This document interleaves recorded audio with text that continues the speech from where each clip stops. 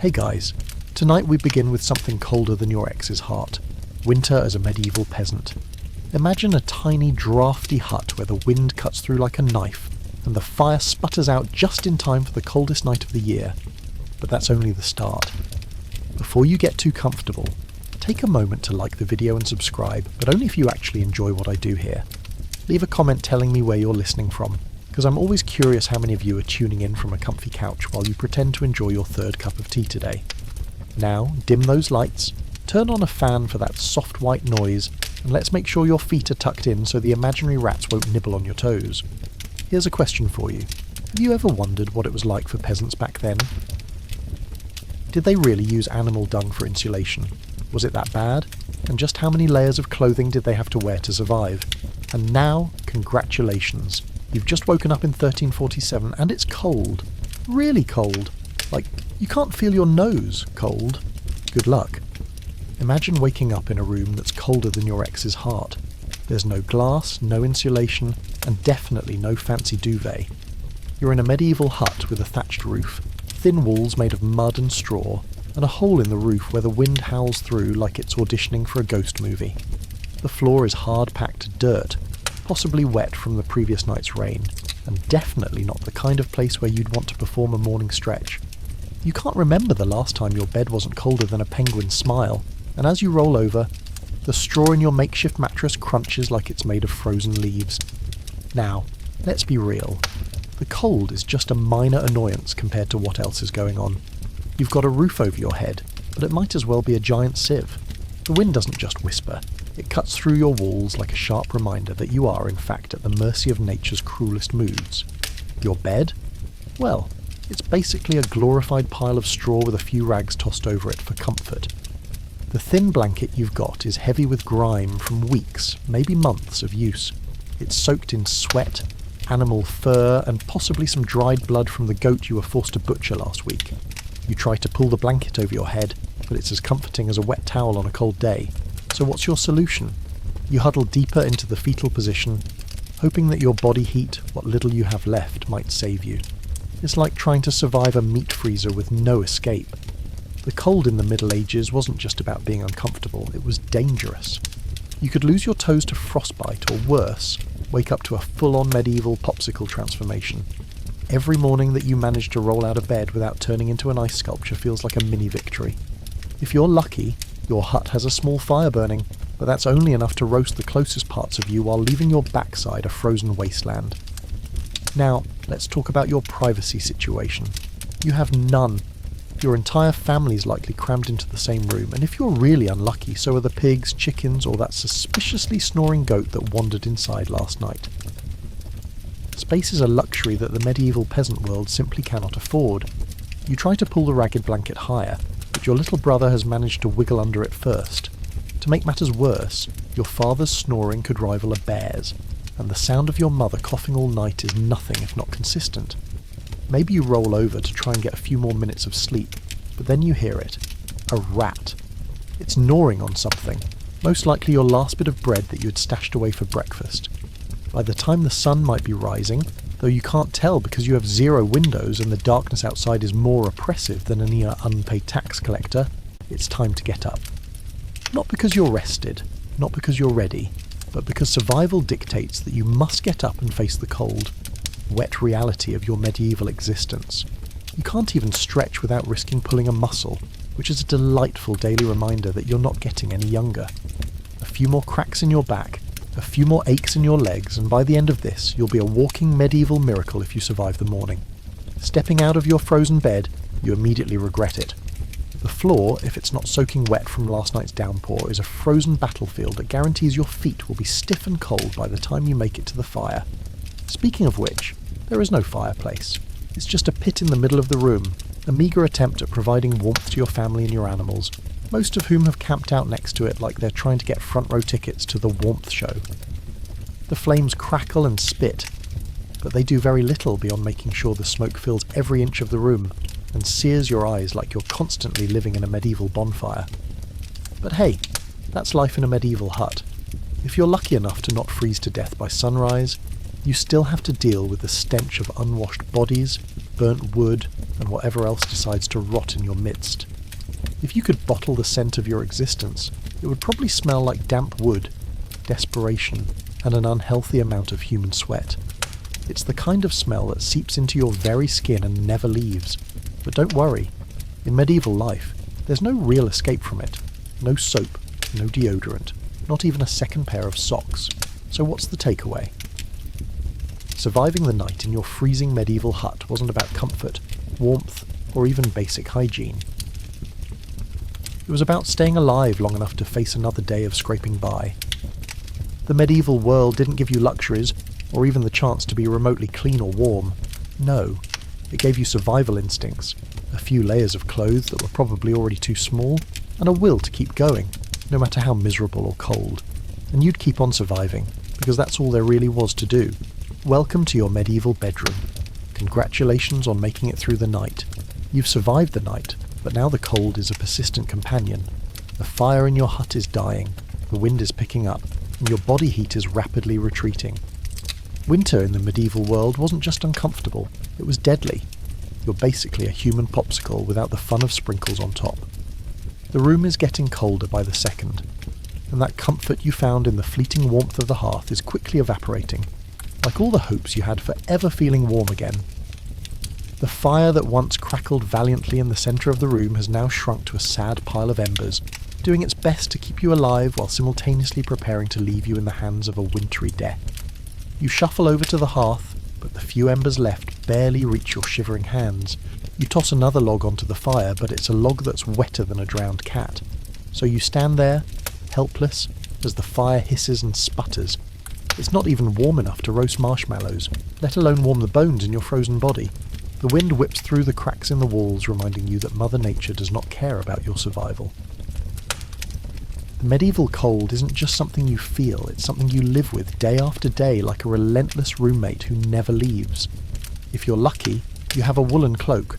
If you're not, you're left with your single tunic and that one half-eaten blanket. You wrap the cloak tightly around yourself, but let's be honest, it's not doing much.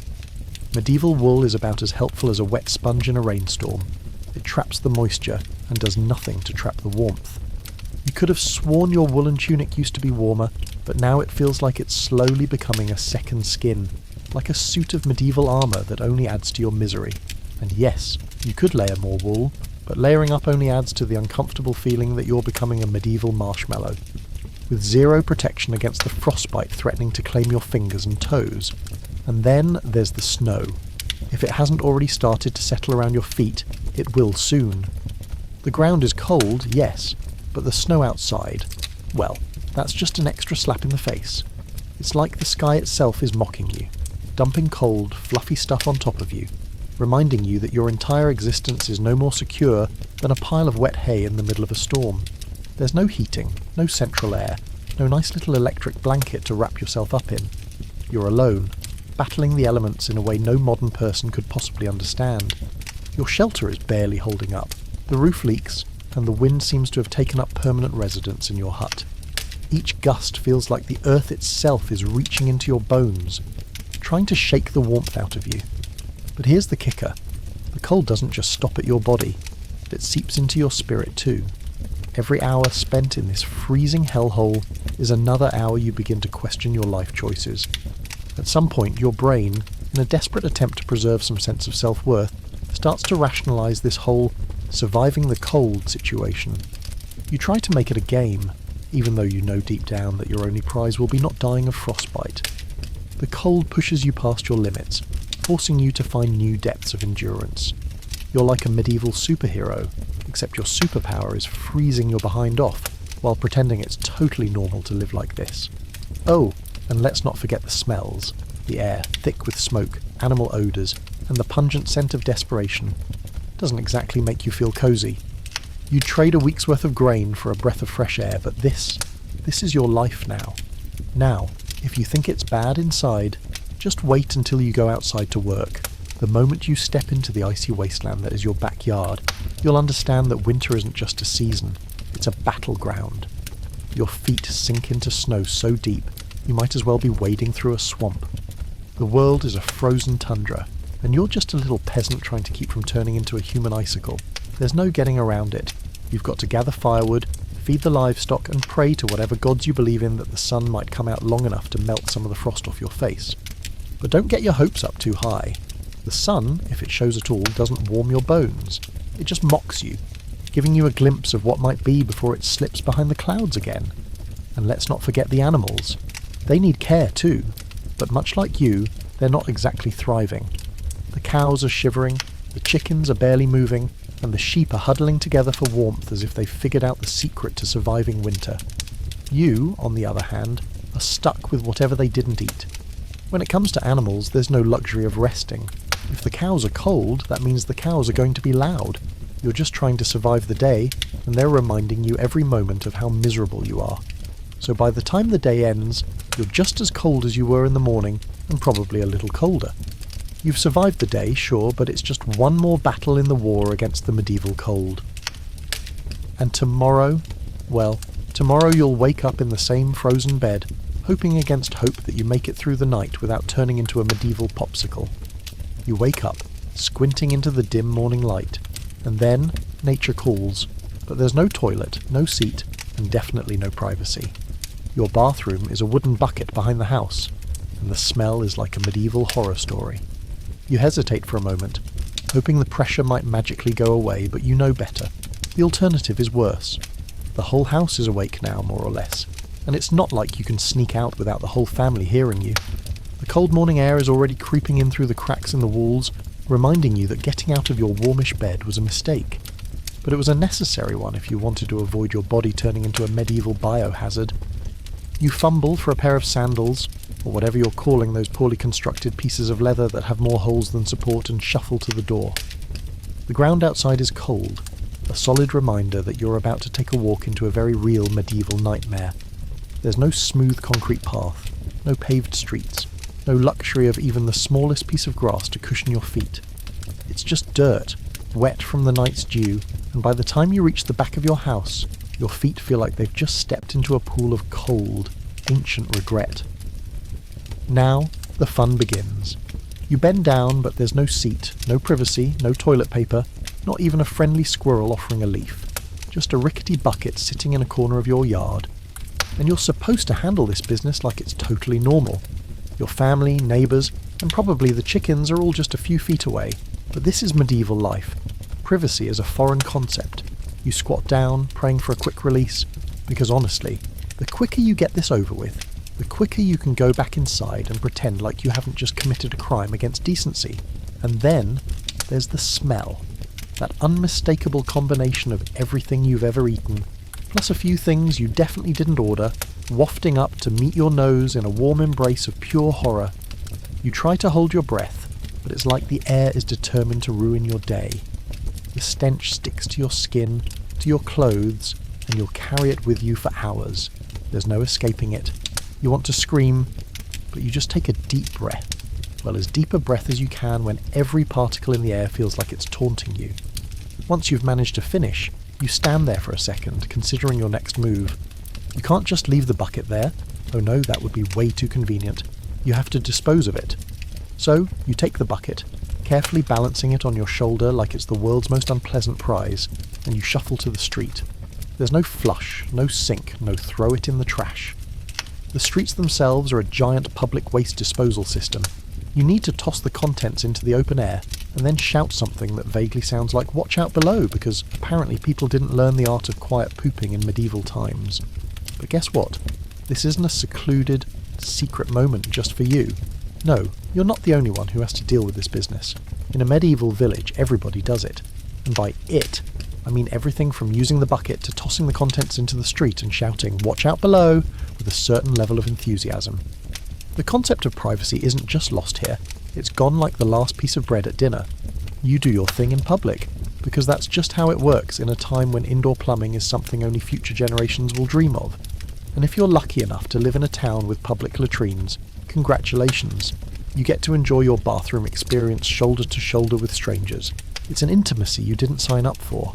And let's not talk about the state of these communal latrines. There's no ventilation, no privacy, and probably no cleaning crew. Just think of it as a social experiment with everyone sitting together, doing their business while praying they don't contract something, Worse. At least you're in good company though, literally. The sound of everyone else doing their thing is the closest thing to community bonding medieval villagers ever got. And if you think that's the worst of it, wait until you realise that there's no toilet paper. You might find yourself reaching for anything that can serve as a replacement. Straw, leaves, or if you're particularly lucky, a rag. But let's be honest, most of the time, it's just your bare hand and a prayer to the heavens that this will all be over soon. Medieval hygiene was a concept rather than a practice, so after what feels like an eternity, you manage to get through this ordeal. You rush back inside, but let's be clear, there's no relief. You're just moving from one unpleasant situation to the next. The cold's still waiting for you, your clothes are as filthy as ever, and now your mind has to work overtime to distract you from the indignity of your so-called bathroom break. But hey, at least you're alive, right? That's the medieval spirit for you. Survive the day, endure the humiliation, and try not to breathe too deeply. You might just make it through. If you think your bathroom is bad, let's talk about medieval latrines. Think of a public restroom with no partitions, bad ventilation, and a level of hygiene that makes you question everything about life. Welcome to the medieval equivalent of communal bonding. It's not a private retreat. It's more like an Olympic event where you're competing for the privilege of holding your breath while doing your business. The medieval outhouse, or latrine, wasn't built for comfort or privacy. It was built for practicality, and that practicality had exactly one goal: get rid of waste, quickly. There was no comfort station, no spa, just a hole in the ground, and an open invitation for everyone in the village to come together for a shared experience in discomfort. Picture this. You've got to go. But there's no time for hesitations. You're in a rush because the entire village is awake, and they all have the same urgent need. The air is thick with the smell of human waste, so thick that even a deep breath feels like you're swallowing it whole. You approach the latrine with caution, but it doesn't really matter how you feel because it's your turn. There are no doors, no privacy, just a communal bench, a series of holes lined up in a row, with the bare minimum separating you from your neighbours. What's the worst that can happen, you ask yourself, trying to make light of the situation, but we both know you've seen enough horror movies to know exactly what kind of nightmare this place could be. As you settle into your spot, there's an unwelcome symphony of sounds from all around you. Next to you, someone's coughing up what sounds like a small lung. Across the way, there's the clatter of someone struggling with their boots, maybe trying to clean off mud or hoping they can keep their dignity intact while their neighbour grumbles over the stench. Meanwhile, a dog trots by, not at all concerned about the proceedings. If you thought privacy was a luxury in the medieval world, you were wrong. The latrine was public, not just in the sense of being available to everyone, but in the sense that everyone participated in this shared humiliation. You weren't alone, and you certainly weren't the only one enduring the stomach-churning, nausea-inducing experience of spending time in this filth-filled pit. Oh, and let's not forget the ventilation, or more accurately, the complete lack of it. If the smell was overwhelming before you sat down, it's about to become a full-on assault on your senses. The air is thick with fumes, moisture, and everything else you'd rather not think about. But the worst part? You're sitting in it, literally. Medieval latrines didn't have the benefit of modern plumbing or even a slight breeze to waft away the worst of it. No, you're stuck in the middle of a thick, steamy mess of bad choices and bad design. It's like being in a swamp, except instead of water, it's full of waste and the occasional rat who's made this their permanent home. It's not an experience, it's a lifestyle. To make matters worse, the chances of even the most basic sanitary practices existing in a medieval latrine were practically zero. You're not getting toilet paper, no fresh water for rinsing, and definitely no soap. Wipe with what? A rag? A handful of leaves? Maybe, if you're lucky, the odd scrap of wool that's been repurposed for the task? But don't get too excited because chances are that wool's seen its fair share of less than pleasant jobs. And don't even think about asking for a wet wipe or any kind of modern day comfort. This isn't a place for cleaning, it's a place for dumping your waste, both literal and metaphorical. Now, as you finish up, you find yourself standing up, regretting every decision that led to this moment. You have to step away from the bench, careful not to step into the mess others have left behind. You hope that the rats haven't taken up residence near your feet, but it's honestly a gamble every time. There's no flushing, no sanitary protocols. It's just the harsh reality of medieval life. You toss a glance over your shoulder to make sure no one saw you fumble with your makeshift toilet paper, but you know it doesn't matter. Everyone's been through the same thing. The sense of humiliation fades because it's less about you and more about this entire medieval community, united by their shared filth. You shuffle away, and with each step you're reminded that there's no such thing as fresh air in the medieval world. The village streets are just as bad. The stench of waste is everywhere, soaking into the stone, the dirt, the very air you breathe. Medieval latrines weren't just about disposing of waste. They were part of the communal experience, a harsh reminder that when it came to personal dignity, the Middle Ages weren't exactly winning any awards. You finally make it back to your hut, eyes watering from the toxic air, and you think to yourself, well, that wasn't so bad. But deep down you know it was, and yet, the next day, you'll do it all over again. Because that's what life was like, an endless cycle of discomfort, humiliation, and survival. You're not getting any fancy eggs or a cup of coffee to start your day. Instead, you get pottage, a thick, gooey stew made from whatever's left over, grains, vegetables, maybe a few beans. It's the medieval equivalent of what happens when you forget to order takeout. You know, that mysterious slop in the back of your fridge that you're not sure was ever meant to be edible, but somehow keeps surviving in its own little corner of your life. Pottage is the medieval breakfast of champions, if by champions you mean peasants, and by champions you mean survivors of misery. You sit down at your rickety wooden table, the one that probably once belonged to a noble family, but is now just a sad relic of furniture's past, and stare at the steaming bowl before you. It's not much, but it's something. The smell isn't particularly appetizing. The best you can say is that it smells like warm, if warm was a flavourless mix of damp straw and wet dirt. But don't worry, it's better than the alternative, going hungry. So you scoop up a spoonful, unsure if the texture is closer to paste or something that should be used as mortar for your hut. But you eat it anyway. Your body needs fuel, and this is it. The pottage, much like your life, is a blend of whatever you've got on hand, grains, vegetables, maybe some beans if you're lucky, and on a good day, a few scraps of meat that might have once been recognisable as actual food. If you're really unlucky, you might find a suspicious lump in your bowl that's harder to chew than it should be. Could it be a bone? Or worse, something else? But you're not here to ask questions. You're here to eat. You're in the middle of a survival game, and the pottage is just a minor inconvenience in the grand scheme of things. The worst part? This isn't just your breakfast. No, this is your breakfast, lunch, and possibly dinner. Pottage doesn't just fill you up for a few hours. It's the eternal repeat of what's left over from last night, simmered again until you can no longer distinguish what the food used to be. Sometimes it's the same pottage from the day before, reheated in the same pot, with new ingredients tossed in to keep the mystery alive. The one thing pottage has going for it is that it's hot, and in the cold medieval mornings that's the only real luxury you can hope for. The fire you've been trying to keep going through the night is still sputtering away, probably the only thing that's keeping you alive at this point. You eat quickly, hoping the warmth of the pottage will somehow make the cold creep into your bones just a little slower, but it doesn't. The cold still gnaws at you like a persistent mouse, and you know the day ahead will be just as miserable. Maybe you'll have more pottage for lunch, maybe it'll be a slightly different version of the same thing. If you're lucky, there'll be some scraps of fish or a single chicken bone thrown in, just for flavour. But even then, that's probably more for flavouring than actual nutrition.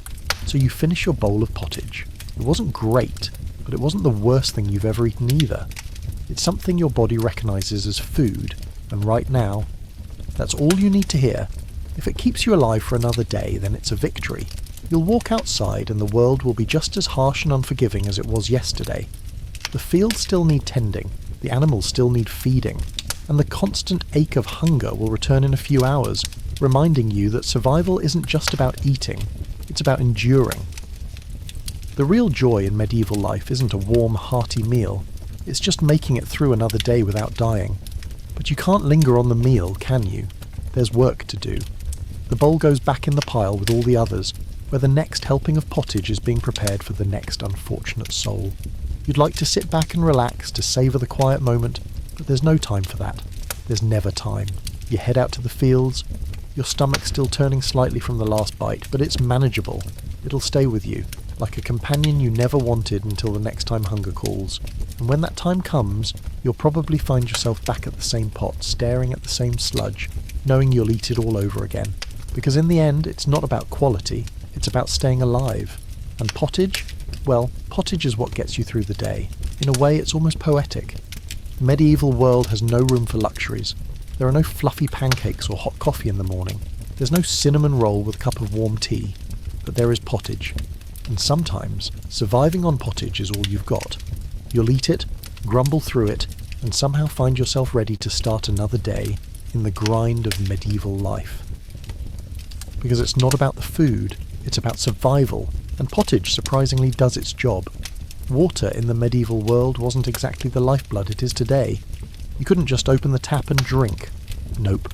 Medieval water was often contaminated by chamber pots or the occasional dead animal. So you drank beer? Yes, even at breakfast, because it was somehow safer. You read that right. Beer. In a time where simply sipping from the nearest stream could send you into a fevered delirium, weak beer became the medieval go-to beverage for hydration.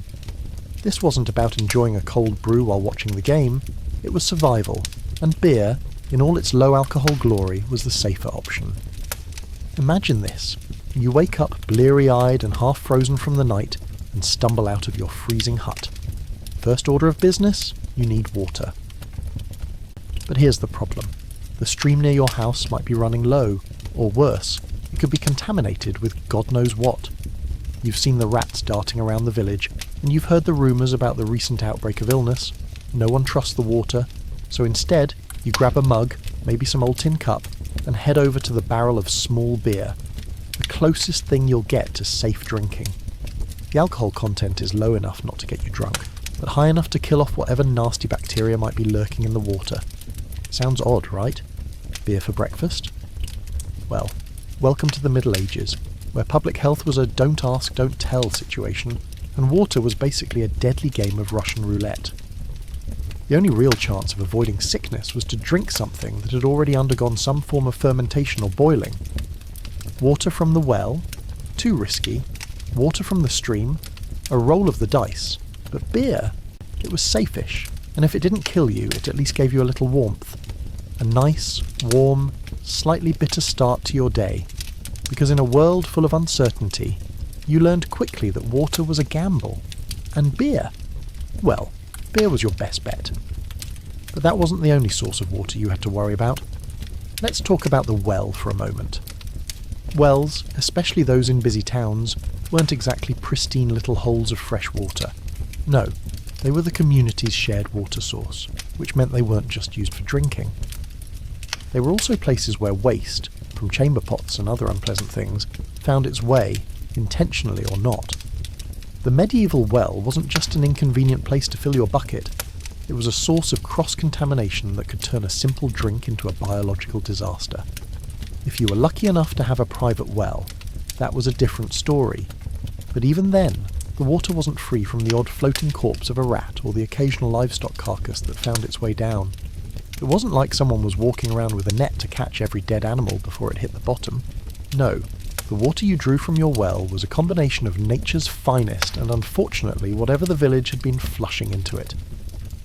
And don't even get started on the fact that people thought that was just part of living life in the medieval world. After all, who needed clean water when there was beer? Even if you managed to get water from a relatively clean source, the next step was figuring out what to do with it. Did you drink it? Or did you cook with it? Because let's be real, medieval kitchens weren't exactly equipped with filtration systems. Water for cooking wasn't necessarily safer than the water you'd drink. After all, when you're boiling things, you're hoping the heat kills whatever's in there, but sometimes it didn't.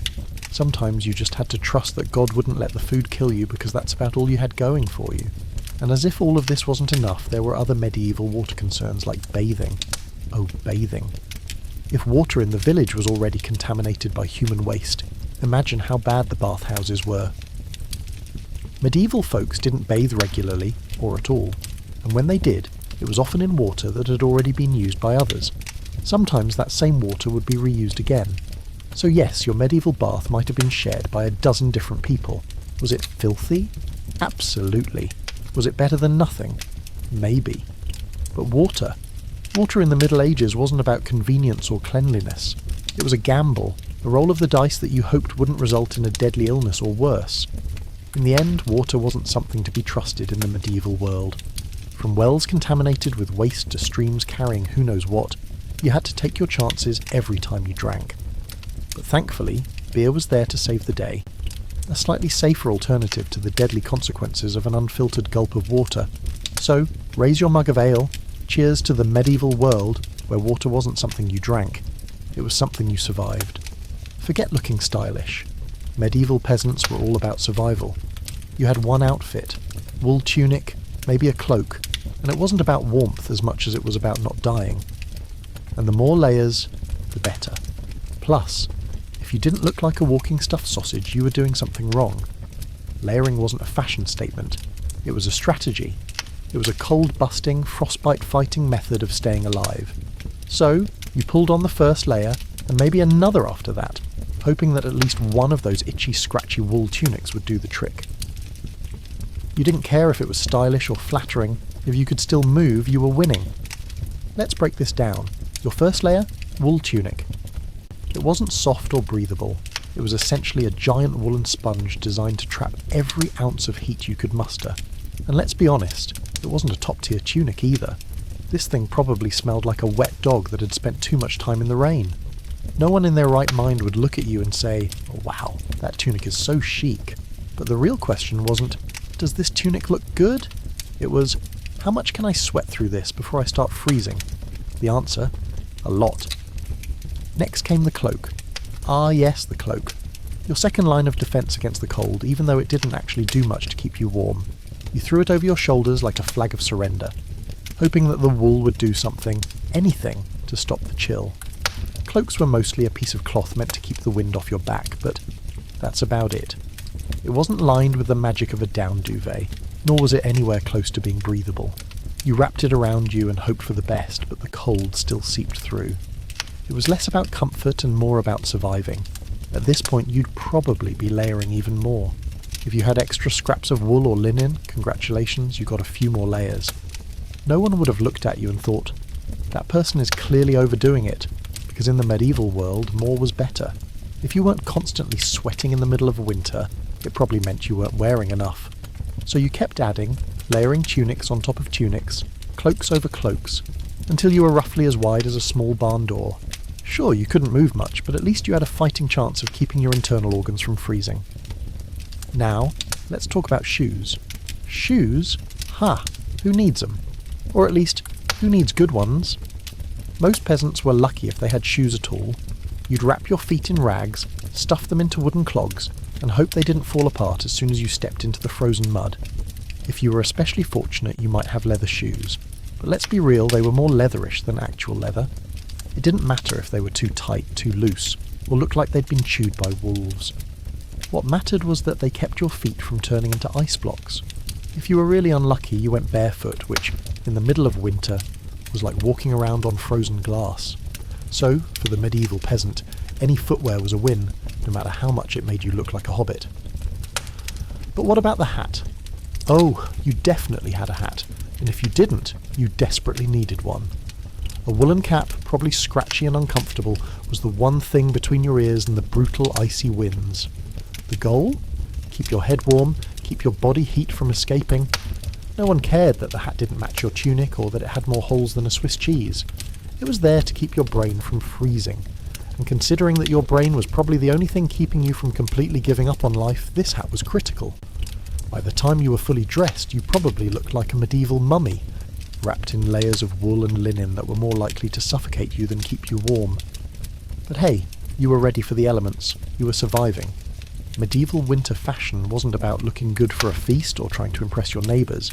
It was about making sure you didn't freeze to death. And if you managed to make it through the day without succumbing to frostbite, then congratulations. You were a living, breathing success story in the harsh, unforgiving world of medieval winters. It wasn't about style. It wasn't about comfort. It was about staying alive long enough to see the next day.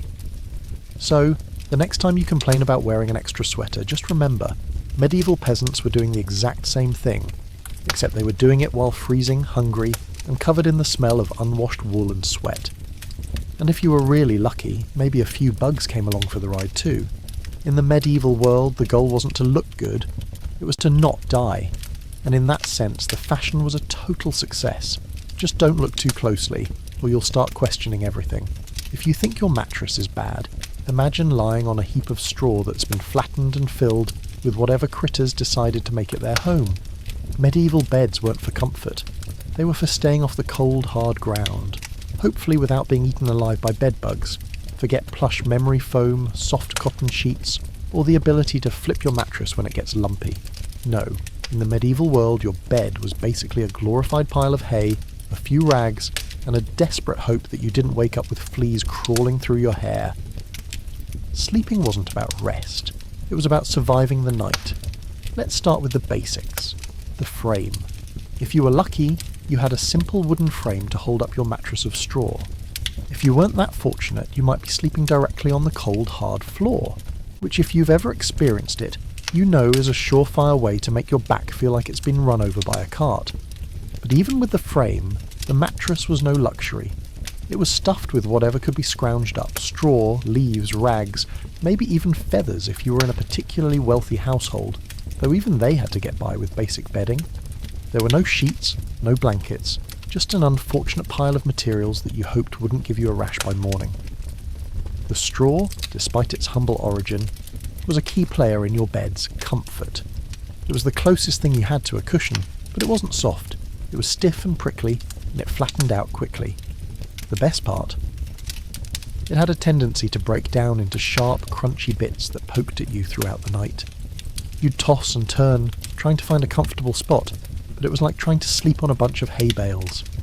Each movement came with the sound of straw crinkling, and the occasional sharp sting as a stray piece jabbed into your side. Now let's talk about the bugs. Oh, the bugs. Medieval beds were basically insect hotels. Free, all-you-can-eat buffets for any bedbug or flea looking to make your life miserable. The straw, being a natural habitat for critters, was home to all manner of pests, including lice, fleas, and mites. Sleeping on that bed wasn't just uncomfortable. It was like being the guest of honour at an all-night insect party. Every morning you'd wake up covered in bites, scratching yourself until your skin was raw. Your bed was a battleground, and the bugs were winning. But here's the kicker. If you had a bed that wasn't just the floor, you probably didn't change the straw all that often. Changing it was a huge task, and unless it was unbearable, most people simply added more straw on top of the old flattened stuff. So, by the time winter rolled around, you were likely sleeping on a mattress that had months of accumulated dust, dirt, and whatever you tracked in from outside. Over time, the straw became a fascinating mix of decomposing organic matter, crumbs, and whatever other things had found their way into your bed. The smell alone was probably enough to make you reconsider your life choices. If you were lucky, you might be able to throw a couple of rags or animal skins over the top to add a little warmth. But comfort, forget about it. And let's not forget the shared aspect of medieval bedding. If you weren't sleeping alone, you were probably sharing your bed with other members of your family. This wasn't just a cosy bonding experience. No, it was about survival. The more people in the bed, the more body heat to ward off the brutal cold. That meant you were likely sleeping cheek to cheek with your siblings, parents, and maybe even a few cousins who had overstayed their welcome. Privacy was a luxury that medieval peasants simply didn't have, especially at night when the goal was to survive, not sleep comfortably. But if you were lucky enough to have some sort of blanket, let's just say it wasn't anything that would inspire luxury advertisements. Your blanket was likely made from rough wool, maybe a few layers thick, but certainly not soft. It was scratchy and itchy, and it didn't do much to keep you warm. Wool was great for trapping heat, but in a damp, drafty medieval hut, it was more like a sad reminder that comfort was not a priority in this era. So you spent your nights shifting uncomfortably, praying for sleep to take you quickly so you didn't have to think about how sore your back was, or how much itching you had to do. The cold seeped in through the gaps in the walls, and the fire in the hearth, if it wasn't already sputtering out, wasn't enough to stave off the chill.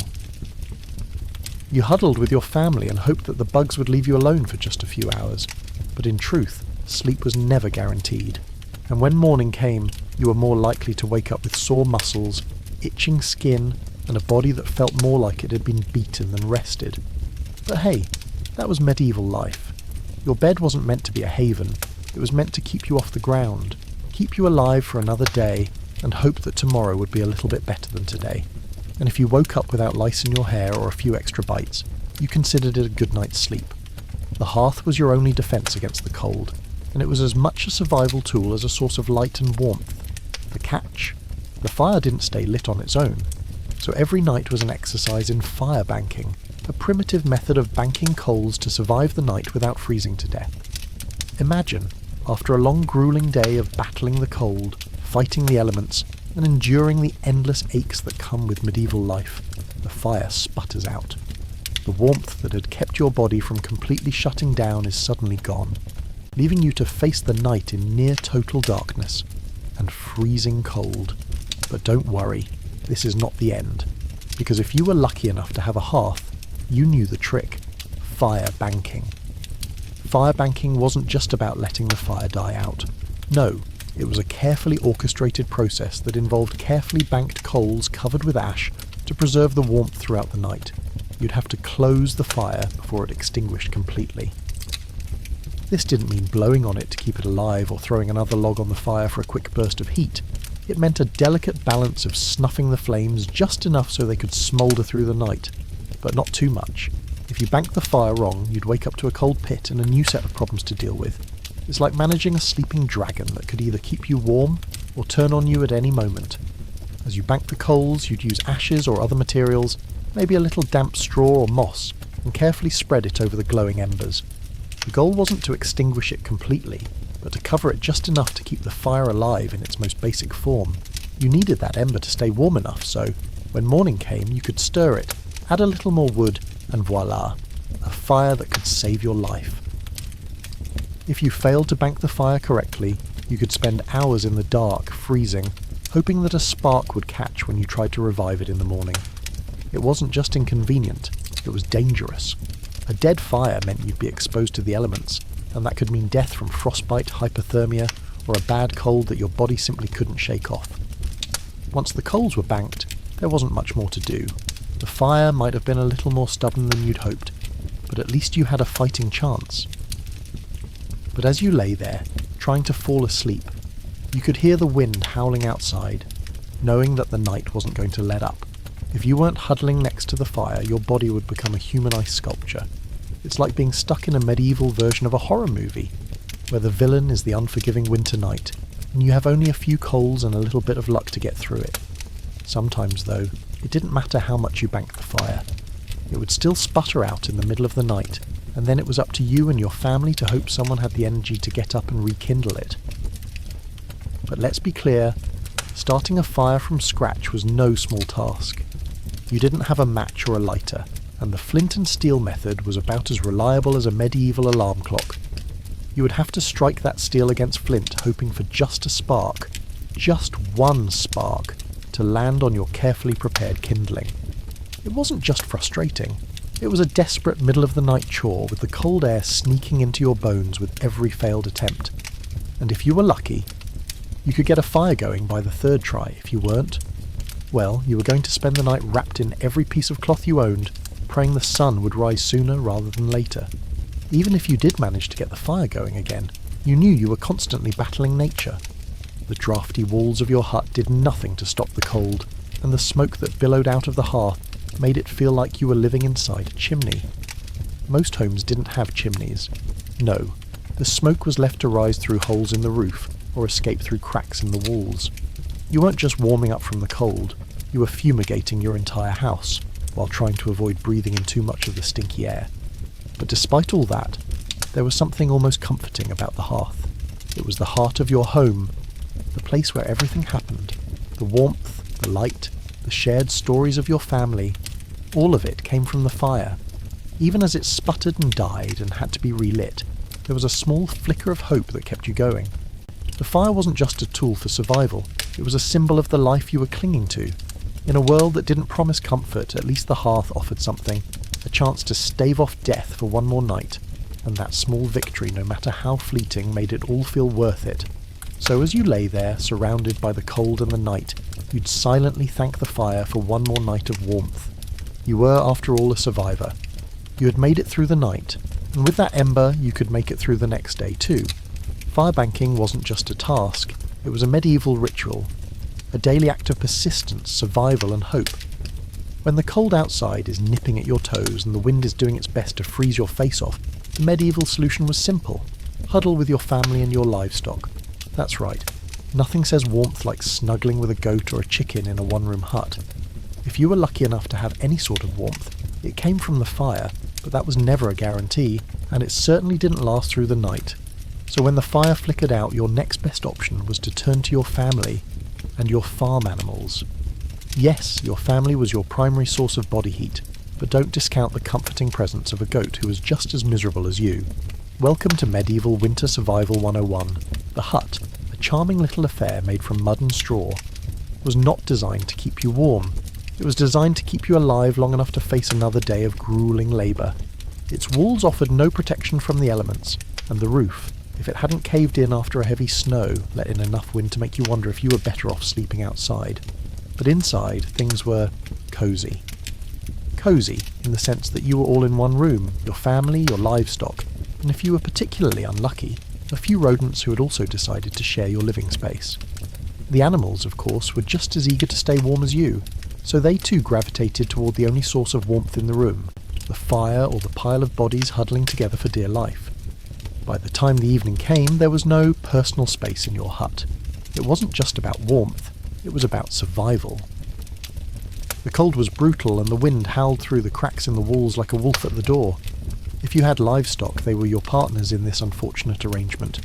The sheep, the goat, and maybe even a few chickens all came in for the night, along with whatever family members didn't have the luxury of a bed to themselves.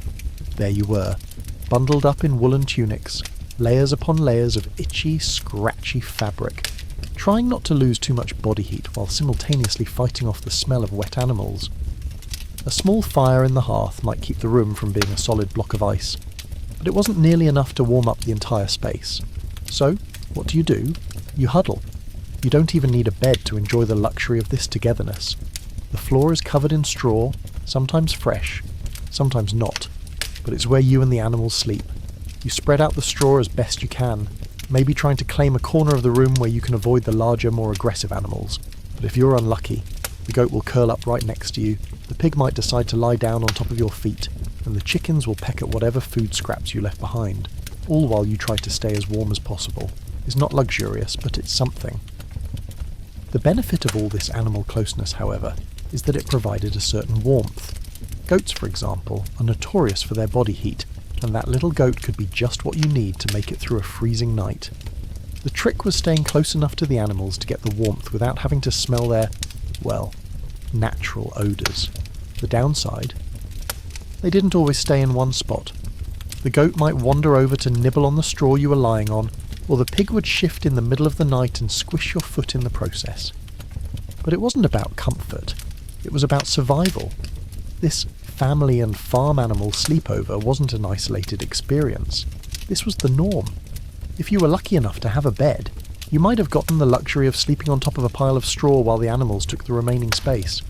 But more often than not, everyone was just one big, huddled mass of bodies and fur, attempting to stay warm, calm, and, hopefully, sleep through the night without getting trampled. This was the medieval solution to the cold, a communal warmth that could only be achieved by sticking together, no matter how much the smell and the awkwardness made you want to scream. And let's not forget the smell. If you thought your family's morning breath was bad, try living in a room with chickens, goats, and pigs. The odour was a unique blend of wet fur, dung, and whatever food scraps the animals hadn't finished yet. But if you wanted to survive the night without turning into a popsicle, this was the price you had to pay. Sleep? Well, sleep was a luxury, and it was hard to come by when the fire was out, your feet were cold, and the goat next to you kept kicking you in the ribs. When morning finally came, it wasn't much better. The cold had seeped into every corner of the room, and there was no such thing as a peaceful, comfortable wake-up. You had a full day of work ahead of you, feeding the livestock, gathering firewood, and praying that the weather would be just a little bit warmer than the night before. The animals would be ready to go, but you'd probably still be sore from lying on the floor all night. But at least you survived another night, thanks to your family and the warm, furry bodies that kept you alive through the medieval cold. Imagine waking up with the cold so intense it feels like your bones are made of ice. Your feet are frozen to the dirt floor, and your legs are stiff from the previous night's cold, but you still have to get up because no one's going to feed the cows for you, not even the frostbite.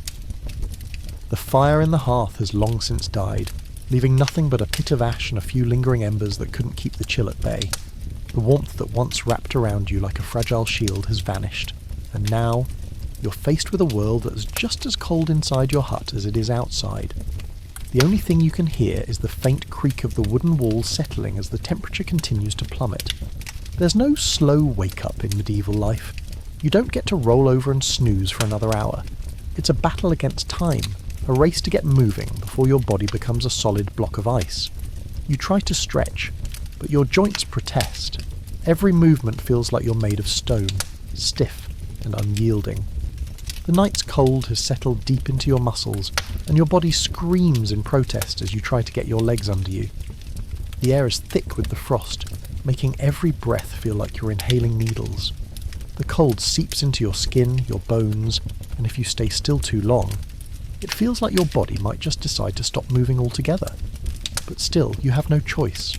There's work to be done. You can't just stay in bed, not when there's the livestock to care for, the firewood to gather, and the unforgiving world outside to face. Your feet, cold and numb, slowly peel away from the frozen dirt floor. The first step is always the hardest. It's like the ground has decided to keep you in place, holding you hostage with the weight of the night's chill. Every muscle in your body groans as you force your limbs into motion, struggling against the stiffness that makes you feel like a puppet with tangled strings. You manage to push yourself up, but the effort is almost too much. You stand there for a moment trying to gather the strength to move, but it feels like your body is made of concrete. The straw mattress you spent the night on doesn't even offer any relief. It's just a prickly reminder of how little comfort there is to be had. You finally take a step, and it's more of a shuffle than a stride. Your feet are stiff, almost frozen, and the sensation of walking on cold stone is enough to make you wince. The chill doesn't let up as you move. Every step is a struggle, every movement a chore. Your body feels like it's being pushed into submission by the cold, and it's all you can do to keep moving forward. You make your way across the room, past the animals who are just as uncomfortable as you are, but who somehow don't seem to mind the cold as much. They've adapted to this harsh life in ways you haven't, and it's only the promise of warmth and food that gets you to ignore the frostbitten ache in your legs. Outside, the cold is even worse. The bitter wind cuts through your thin layers of wool like a blade, and the first breath of fresh air stings your lungs. The sun is barely a faint glimmer on the horizon, offering no real warmth yet, but there's no time to wait for the sun to show any mercy. The cows need feeding, the chickens need water, and you have to keep moving to stave off the numbness that's already spreading from your feet up to your knees. The frost clings to everything, turning the world into a frozen wasteland. The ground beneath your feet crunches with a layer of frost that seems to mock your every step. You push through the biting cold, shuffling over to the livestock, your body a mass of aching stiffness. The cows are shivering too, huddled together for warmth in the shelter that offers little relief. The chickens, puffed up in their makeshift pen, stare at you with cold, unblinking eyes. There's no sympathy from the animals. There's no time for it. The barn is just as cold as the hut, and feeding the animals is as much about survival for you as it is for them. You move quickly, feeding the cows, gathering the eggs, praying that your numb fingers can manage the task without accidentally freezing to the metal buckets. By the time you've finished, your body feels like it's fought a battle against itself. Your legs are aching, your fingers are stiff and sore, and every inch of you is covered in the cold. You don't feel warm. You don't feel comfortable. You feel the survival instinct running through your veins, pushing you to keep going, keep working, because the cold is relentless. It won't stop until you've done everything you can to fight it. But for now, you've made it. You've survived another morning of frostbite and cold, and all you can do is go back inside, start the fire, and pray that you'll get some warmth before it all starts again. The frostbite shuffle isn't a dance of grace, it's a dance of survival. It's the rhythm of life when your body feels like it's fighting against nature, just trying to hold on, one painful step at a time. Let's talk about your bed. It's made of straw, a little hay, and a dash of good luck. It's uncomfortable, itchy, and guaranteed to make you reconsider life choices. But hey, at least it's a bed, right? Just don't move too much, or you'll get a spine full of hay needles. This is the kind of bed you get when luxury isn't even in the same dictionary as the word comfort. The straw bed wasn't just a poor man's mattress, it was the only option you had. No soft memory foam, no down-filled pillows, and no cosy blankets to tuck yourself into. Instead, you get a heap of straw that's been flattened and pressed into a makeshift mattress that smells vaguely like the barn it probably came from. Now, don't let the word mattress fool you. It wasn't exactly a cushioned surface designed to make you drift off into peaceful sleep. No, the straw was stiff and harsh, like trying to sleep on a pile of nature's leftover scraps. The first few hours weren't too bad. You could lie down, feeling the warmth of your body seep into the straw, maybe even settle in for a brief moment of hope that sleep will come easy. But as soon as you moved, the straw creaked and shifted beneath you, sending sharp, poking reminders of what your bed really was. The lumps and ridges in the straw made sure you never really got comfortable, and if you tried to adjust, well, that was like inviting a few dozen tiny needles to stab you in the back all at once. The worst part was that this was your bed every night. There was no soft pillow to rest your head on, no cool sheets to wrap yourself in. Your pillow, probably a sack of rags, or if you were lucky, a few extra straw bundles stuffed into a cloth bag. If you didn't have the sack, you'd use whatever you could find. Maybe a bundle of hay tucked into the corner of the room, or a random piece of fabric that sort of felt like a pillow if you squinted hard enough. Your neck would ache, your back would stiffen, and by morning, you'd have more bugs in your hair than you could shake a stick at. But hey, at least you were off the cold hard ground, right? Don't get too comfortable though, because comfort wasn't really the goal. Survival was. The bed, if you could call it that, was just a way to keep you off the floor, where the cold seeped in from every direction. It wasn't about resting, it was about not freezing to death. The cold would come through the cracks in the walls, the roof would leak when it rained, and the floor was perpetually damp from the humidity. So, your straw bed was your fortress against the elements, even if it came with a side of stiff joints and itchy skin. It was like a bad deal. Get a little warmth, but sacrifice the luxury of sleep. And let's not forget the company your bed kept. The straw wasn't just your mattress. It was a home for bugs, lice, fleas, and who knows what else. In the medieval world, cleanliness wasn't exactly a priority, so those pests were always ready for a snack. As you lay there, trying to ignore the discomfort of your bedding, you were also fending off critters that had made themselves at home in the straw. You'd scratch and shift, trying to get some sleep, but it was never quite enough. The pests were persistent too, never letting you forget that, in the medieval world, personal hygiene was a concept, not a practice. If you were one of the lucky few who could change the straw, that was a game changer, at least for a few days. Fresh straw meant less chance of pests and a slightly better night's sleep. But that wasn't often the case. More commonly, you'd add new straw on top of the old flattened out pile.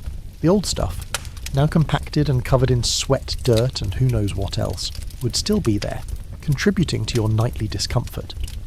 Fresh straw would eventually become just as uncomfortable as the old stuff, and the cycle would begin again. The real luxury, if you can call it that, was when the straw was dry enough to lie on without it getting damp in the middle of the night. Your bed wasn't just a place to sleep. It was a constant reminder of how little you had and how much you had to endure. You couldn't escape the rough, itchy reality of the straw, the cold, and the ever-present bugs. It was a lifestyle you had to adapt to if you wanted to survive. The morning would come too soon, and you'd wake up, aching from the night's uncomfortable slumber, but the day still awaited with its own challenges. Your bed had done its job by keeping you alive, but it wasn't there to offer comfort. It was there to make sure you were ready for the next long, grueling day of work, whether you were ready for it or not. In the medieval world, the goal wasn't to rest, it was to endure, and the straw bed was just another reminder of that reality. So, as you tossed and turned under your pile of hay and rags, you knew that comfort wasn't going to come anytime soon. But you'd make it through the night, because that's what you did, survive, no matter how uncomfortable, no matter how harsh the conditions.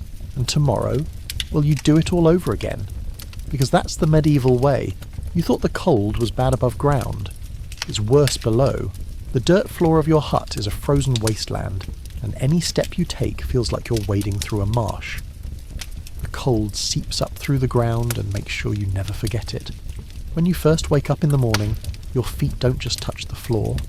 They meet a shock of icy dread that makes you wonder if you've just stepped into a frozen swamp. The ground underfoot is a thick, unforgiving slab of dirt that seems to suck the warmth out of your body with every step. The cold isn't just confined to the air above, it's rooted deep into the earth, and it's determined to make sure you feel it.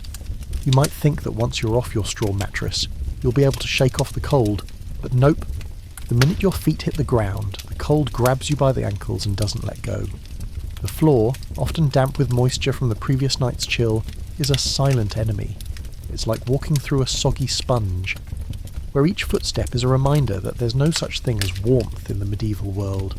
It's almost like the cold floor is the universe's way of making sure you never forget how tough life is. And let's be clear, this isn't just an inconvenience, it's a problem. Your body is already stiff from a night of uncomfortable sleep on your straw bedding, and now you're facing an additional battle as the cold creeps up through your bare feet and into your bones. It's not like modern-day homes where you have insulated floors and cosy carpets. No, in the medieval world, you're stuck with dirt, stone, or sometimes even worse, bare wood. Floors like that don't exactly provide warmth, they just amplify the cold, and it doesn't help that you're probably barefoot, wrapped in nothing but your ragged wool tunic, desperately hoping that you'll survive the morning without freezing your toes off. Every time you walk across the room, you feel like you're trudging through a puddle of ice. It's like a constant reminder that you're not in control. Nature is. The dampness of the floor doesn't just make your feet cold, it makes the whole room feel colder. It's like the cold is seeping through your entire body, down into the very core of you. There's no escaping it. The walls might offer some shelter, but the floor is a constant, inescapable reminder that warmth is a luxury you simply cannot afford. And don't even think about trying to stay warm by sitting down. The floor is unforgiving, and no matter how many layers of straw you pile up, there's no way to get comfortable. The cold seeps through your clothing and settles into your skin. It's not just your feet that suffer, it's your entire body. The harsh ground makes sure you feel the chill in every bone, in every joint, in every inch of skin. The only relief you get is when you finally make it to the fire. But even that is a temporary fix. The fire might keep you warm, but the floor will always remind you that you're at nature's mercy. What's worse is that the cold floor isn't just a problem in the morning, it's a problem all day long. Medieval homes didn't come with the luxury of carpets, rugs, or central heating. So when you're not sleeping, you're standing or sitting on this cold, unyielding earth. You might try to sit by the fire, but that only works for so long before the smoke gets to you, or the cold just sneaks back in like a persistent shadow. You can't escape the chill. You can't get away from the dirt floor. It's always there, waiting to remind you of how harsh life is. It doesn't care if it's mid-afternoon or late at night. The cold remains. And if it's winter, forget it. That's when the floor turns into a frozen tundra. The ground freezes solid, and every step feels like you're walking on shards of ice. It's not just uncomfortable, it's dangerous. Every step is a gamble. The cold that comes from the ground doesn't just seep into your body, it works its way into your mind too. You can't think straight when you're constantly battling the cold, when every step feels like it could be the one that leads to frostbite. You try to keep moving, keep working, but the cold is relentless, unyielding. It wears you down, physically and mentally, until the idea of staying warm seems like a far-off dream, something you might never reach. So, what do? You tough it out. You keep working, you keep surviving, because that's what life is in the medieval world, a constant battle against the elements. The floor will always be cold, the walls will always leak, and the weather will never give you a break. But you keep going, you keep moving, and you keep praying for the warmth that's just out of reach. Because when you live in the medieval world, that's all you can do, survive, even when the cold feels like it's going to swallow you whole. Peasants had to get creative with their wardrobe, layers upon layers of woolen tunics, cloaks and rags. It wasn't about looking good, it was about not freezing. And if you were really lucky, you got a pair of shoes that didn't fall apart the moment you took a step. In the medieval world, your clothing was your primary defence against the harsh, unforgiving cold that could freeze you to the bone in a matter of hours. Forget about fashion trends or flattering silhouettes. The goal wasn't to look stylish, it was to survive. and if you were layering up correctly, you were already well on your way to mastering the art of medieval winter survival. First, the base layer. It started with a woolen tunic, your most basic, closest to the skin layer. Wool was the ultimate fabric of the time, scratchy, heavy, and oh so effective at trapping heat. It wasn't comfortable, but it kept you warm, and that was the only thing that mattered. This tunic was your shield against the elements, though it didn't exactly offer any room for comfort. You'd put on your woolen tunic and it would cling to you, wet with sweat from the cold morning, its fibres rough against your skin. The tunic would be worn day in and day out, because washing clothes wasn't something you did on a regular basis. The idea of a fresh, clean shirt was a luxury most peasants could only dream of, especially when the process of cleaning itself involved a river, harsh soap, and a lot of freezing cold water. So this tunic was with you for the long haul. Next came the middle layer, the one that added to your warmth, but did little to improve your flexibility. You might throw on a second tunic, but this one was thicker, heavier, and likely damp from the moisture of the previous day's work. You might also layer a cloak over it, a loose, heavy piece of woolen fabric designed to protect you from wind, rain, and the occasional snowstorm. The cloak wasn't much better than a blanket thrown over your shoulders, but it was something, a small shield against the elements.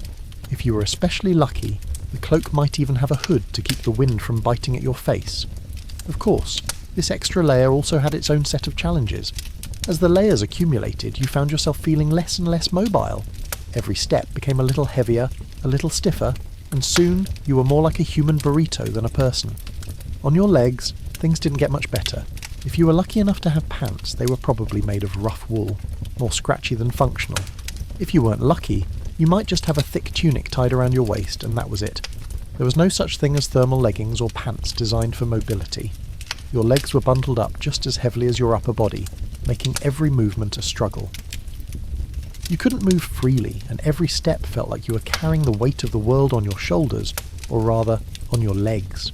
The more you added, the more you felt trapped in your own layers. Let's not even get started on your feet. Shoes in the medieval world were about as effective as socks made of cardboard. If you had shoes, they were likely a pair of rough, hand-stitched leather boots that offered little to no protection from the elements. They would probably fall apart as soon as you stepped into the mud, and they certainly weren't waterproof. If you didn't have shoes, you wrapped your feet in cloth, hoping it would at least offer a little protection from the cold. But of course it didn't. Your feet would still freeze as you trudged through the snow, and every step would make you wonder why anyone even bothered with shoes in the first place. With all these layers, you started to move like a statue, slow, stiff, and cumbersome. Each layer of clothing, while necessary for warmth, became an obstacle to actual movement. You had to waddle to get anywhere, a lumbering mass of wool and cloth, unable to bend or stretch in any way. It wasn't just uncomfortable, it was downright impractical. Tasks that required agility, like tending to livestock or working in the fields, became near impossible. If you had to crouch down or bend over, the layers would make it feel like your body was being suffocated, unable to respond to the task at hand. It's not like you had the luxury of sitting down and relaxing. The cold would always catch up to you if you stopped moving for too long.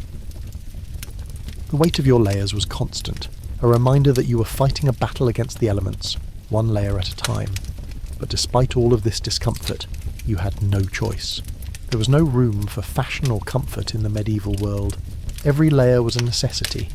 It wasn't about looking good, it was about surviving, and in the face of bitter cold, your woolen tunics and heavy cloaks were the only thing standing between you and certain death. Yes, you may have looked like a walking pile of fabric, but at least you were alive. And when it comes down to it, survival always wins out over style. Imagine a world where bathing is a public health risk. That was medieval life. People didn't bathe regularly because it was thought to open your pores to disease, so you stayed dirty, smelly, filthy, and just lovely to be around. Forget the modern luxuries of hot showers and fragrant soaps. Those were as far from reality as a warm, cosy bed in a medieval hut. If you were a peasant, the closest thing to cleanliness was probably an occasional splash of cold water, and if you were lucky, a quick scrub with some dirty rags. Bathing in the medieval world wasn't something that happened frequently. It was a luxury reserved for the rich or for rare religious holidays. The average person, however, just had to make do with the grimy, greasy layers that built up on their skin day after day until their very essence was as much a part of the muck as the dirt that clung to them. Now, you might wonder, why on earth would people avoid something as simple as cleaning themselves? It wasn't because they were lazy or didn't care about hygiene.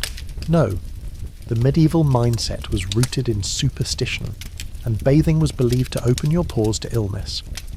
If you washed, the theory went, you allowed diseases and bad humours to invade your body through your open pores, making you even more susceptible to the many plagues, fevers, and other sicknesses that constantly threatened medieval society. In fact, many believed that not bathing kept you safer, because your body's natural oils would keep the diseases at bay. Unfortunately, this belief was so deeply ingrained that for centuries people avoided the very idea of washing off the dirt and grime of everyday life. Even when they did manage to take a bath, it wasn't in the comforting hot water-filled bath you might imagine today. Instead, baths were communal events, often held in public bathhouses or in some cases in the privacy of someone's home, but there was no escaping the unpleasantness. Public bathhouses especially were a haven for disease, which spread like wildfire in the crowded, steamy rooms. The baths themselves were used by people from all walks of life, and who knows what germs or bacteria they carried with them. But there was no way around it. Bathing was a rare event, and sometimes the public bathhouses were more about socialising than cleaning. After all, there was no privacy in medieval bathing. You would be washing and scrubbing yourself, or trying to anyway, next to strangers, and if you were lucky you'd have a bucket of hot water to dip into. If you were unlucky, you'd have to make do with cold water or share a communal tub filled with layers of grime, sweat, and the remnants of someone else's dirt. It was basically the medieval version of a communal swamp, and the idea of cleanliness wasn't exactly high on anyone's priority list. For the average person, bathing was more of an afterthought. The rare trips to the bathhouse were reserved for special occasions, but the real focus was just getting through each day in one piece. Without modern plumbing, water was a precious commodity, and the effort it took to gather, heat and carry water was too great to spend on something as unnecessary as a full-body wash. The best you could hope for was a quick sponge down or a damp rag to wipe off the sweat and dirt that had accumulated. And let's not forget the smell. The people of medieval times didn't have access to deodorants, perfumes, or even the simple pleasure of a fresh set of clothes. People didn't just smell bad, they stunk. Their clothes, worn day in and day out, were often a blend of body odour, sweat, animal musk, and the faint stench of whatever waste had found its way onto their clothing. If you were a peasant, you might not even own more than 1 or 2 sets of clothes, so you wore the same garment every day. Even the wealthier nobility, though they had more clothing options, didn't fare much better. It wasn't like they had indoor plumbing or laundry services. They just wore their clothes until they couldn't stand it anymore and either mended or replaced them. Clean clothes were about as rare as a clean body. But no matter how bad the stench, people had no choice but to live with it. The idea of a clean society didn't exist. People just accepted it as part of their reality. It wasn't until much later, as medicine and public health knowledge improved, that bathing became more than just an occasional risky venture. By that point, people had endured centuries of being filthy, and the effects were evident, not just in the smell, but in their skin, their hair, and even in their general health. So next time you step into a hot shower, enjoy it. Be thankful for the simple luxury of cleanliness. Imagine how different life was for people who lived without it, who carried their grime with them like a second skin, never truly free from the filth of their everyday life.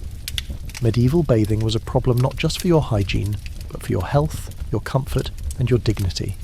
It was a world where cleanliness wasn't a given. It was a dangerous, inconvenient, and rare luxury. What do you get when you combine mud, straw, and animal dung? Insulation. Peasants in the Middle Ages would smear dung on their walls to keep the cold out. It wasn't pretty, but it worked. If you didn't mind the smell of your home being less than pleasant. You might be wondering, what kind of world are we talking about where cow pies and mud are part of the construction plan? Well, welcome to medieval life, where practicality triumphed over comfort, and ingenuity was born out of sheer necessity. When you're living in a drafty cold hut with no windows and a roof that lets in as much wind as it keeps out, your options for staying warm are limited, so why not use something that's readily available? After all, dung wasn't just waste, it was a resource. The practice of using dung in construction wasn't unique to the Middle Ages. People in various cultures have used animal manure in building materials for thousands of years, and for good reason. Dung, when mixed with straw and mud, formed a solid, insulating material that helped keep the warmth inside the hut and the cold outside. In a world without insulation as we know it today, dung provided a practical, albeit stinky, solution to the very real problem of surviving the brutal winters. So, how exactly did this magical mixture work? Well, the dung acted as a binder that held the mud and straw together. It was smeared on the walls, sometimes in layers, to create a thick, almost clay-like surface. As it dried, it became more solid and offered some protection against the cold. The straw naturally added some rigidity and structure, while the dung helped to seal any gaps in the walls where the cold air might seep through. This technique was especially useful in areas with limited resources. Animal dung was free, abundant, and easy to acquire. In many cases, farmers had far more dung than they knew what to do with, so it was a perfect, if less than pleasant, building material. But the real benefit of using dung wasn't just in keeping out the cold, it was also in how it helped regulate the temperature.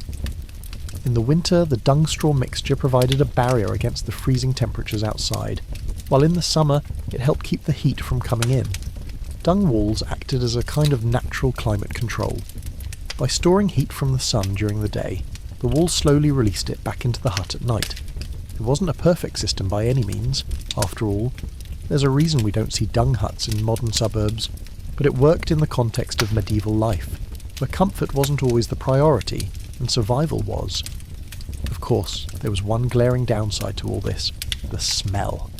Let's be real, no matter how effective dung may have been as a building material, it certainly wasn't winning any awards for fragrance. The smell of dried manure would permeate the air, lingering like an ever-present reminder that comfort was secondary to survival. For those who lived in these dung-coated huts, the odour was just a part of daily life. You didn't notice it so much after a while, as your senses adapted to it, but for anyone visiting, or any animals who made the mistake of wandering inside, the scent was overwhelming. It wasn't just unpleasant, it was suffocating. And let's not forget that these huts weren't just for humans, they also housed animals. The heat from the animals, combined with the pungent smell of the dung, made these one-room dwellings even less inviting. But that's what living in the medieval world was all about, making do with what you had no matter how uncomfortable it might be. Even with the smell, the dung-covered walls had some unexpected benefits. For one, they helped absorb and contain the moisture in the air. In the winter months, when condensation could easily build up inside the hut, the manure mix acted like a sponge, soaking up some of the moisture and preventing it from turning the interior into a cold, clammy mess. In a way, dung was helping to keep the air dry, another small but important factor in keeping the temperature manageable. And let's not forget the practical side of things. For peasants, every scrap of available material had to be put to good use. Animal dung wasn't just for insulation, it was also used as fuel. Dry cow dung, for instance, was often collected, shaped into patties, and used as a fuel source for the fire. It didn't burn as well as wood, but it did the job when firewood was scarce. In fact, dung wasn't just a building material, it was a tool for survival. It heated homes, insulated walls, and even kept the animals and humans fed in a roundabout way. What it lacked in scent, it made up for in usefulness. In the end, the use of dung in medieval life was just another example of how people found ways to make their harsh circumstances just a little more bearable. Sure, it wasn't glamorous, but it worked. The next time you step into your warm, perfectly insulated home, take a moment to think about the medieval ingenuity that kept people alive, even if it meant they had to live with a stench that could knock a horse out cold. It's a testament to human resilience. Sometimes you have to make do with what you've got, no matter how unpleasant it might be. Your typical medieval meal was a hit or miss. No refrigeration, no preservatives, just what you could catch or grow. If you were lucky, you got something that wasn't rotten or full of maggots. But hey, at least it's food. If you can chew it. Welcome to the world of medieval cuisine, where survival depended less on what tasted good, and more on what you could scrounge together to fill your stomach. If you thought dinner was stressful in the modern world, imagine the pressure of preparing food without a fridge, a proper stove, or even a reliable way of knowing whether your meal was safe to eat.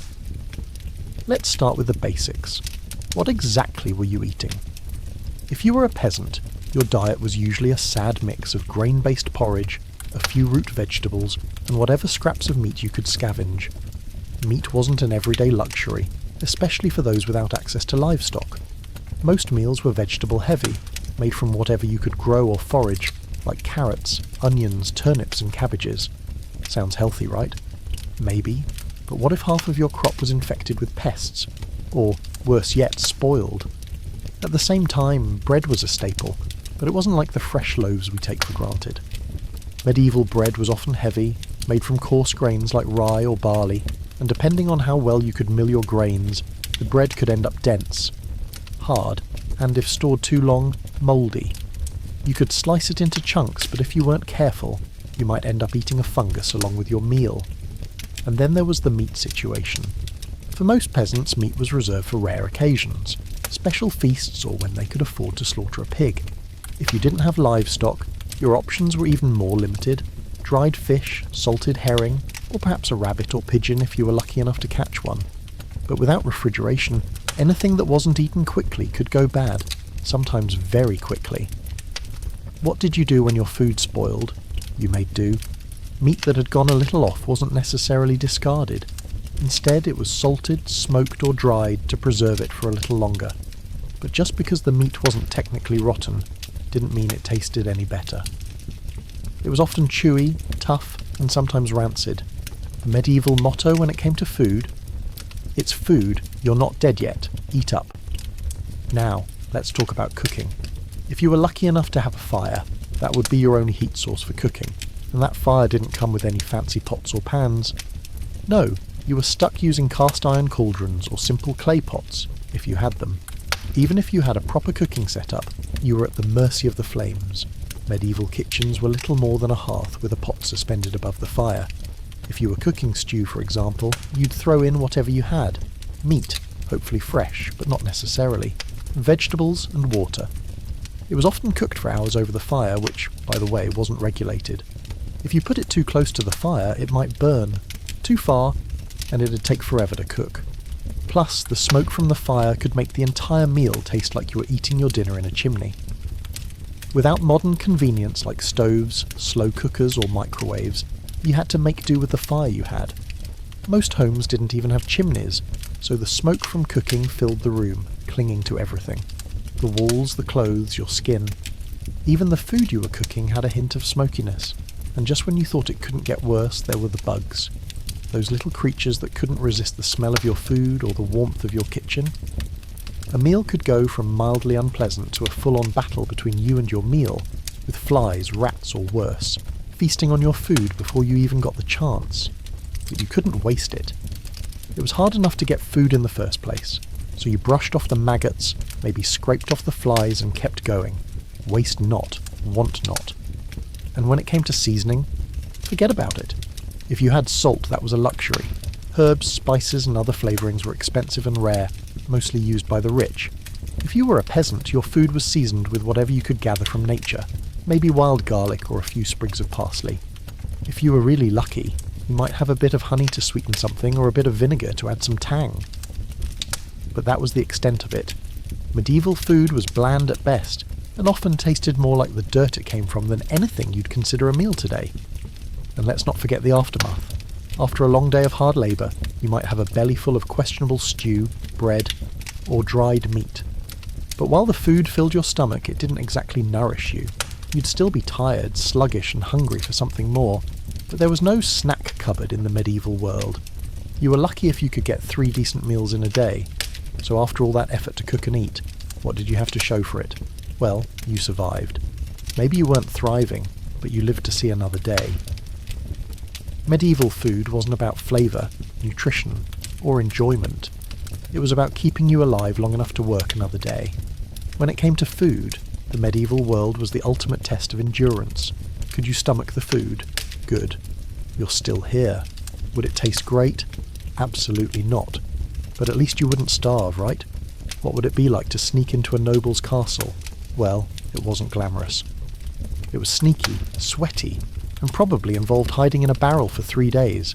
If you got caught, let's just say the punishment wasn't exactly gentle. But for many peasants, The idea of sneaking into a castle wasn't just a daring adventure, it was a desperate escape from the relentless grind of medieval life. Castles were the fortresses of the wealthy, their symbols of power, luxury, and a life of comfort that peasants could only dream about. So, what would you do if you were a peasant? Living in a dirt-floored hut, with only a few crusts of stale bread to keep you going. You'd probably risk everything to catch a glimpse of the life you could never have. First, you'd have to find a way into the castle, and that wasn't easy. These places were built to keep people out, especially poor dirty peasants like you. The walls were thick and high, the gates were heavily guarded, and the drawbridge, when raised, made entry nearly impossible. But castles weren't just stone fortresses. They had servants, vendors, and even tradespeople coming and going all day long. You'd have to blend in, to slip past the guards unnoticed, to pretend you belonged. And if you were lucky, you could sneak in when the gates were open for business. But there was always the risk of being caught.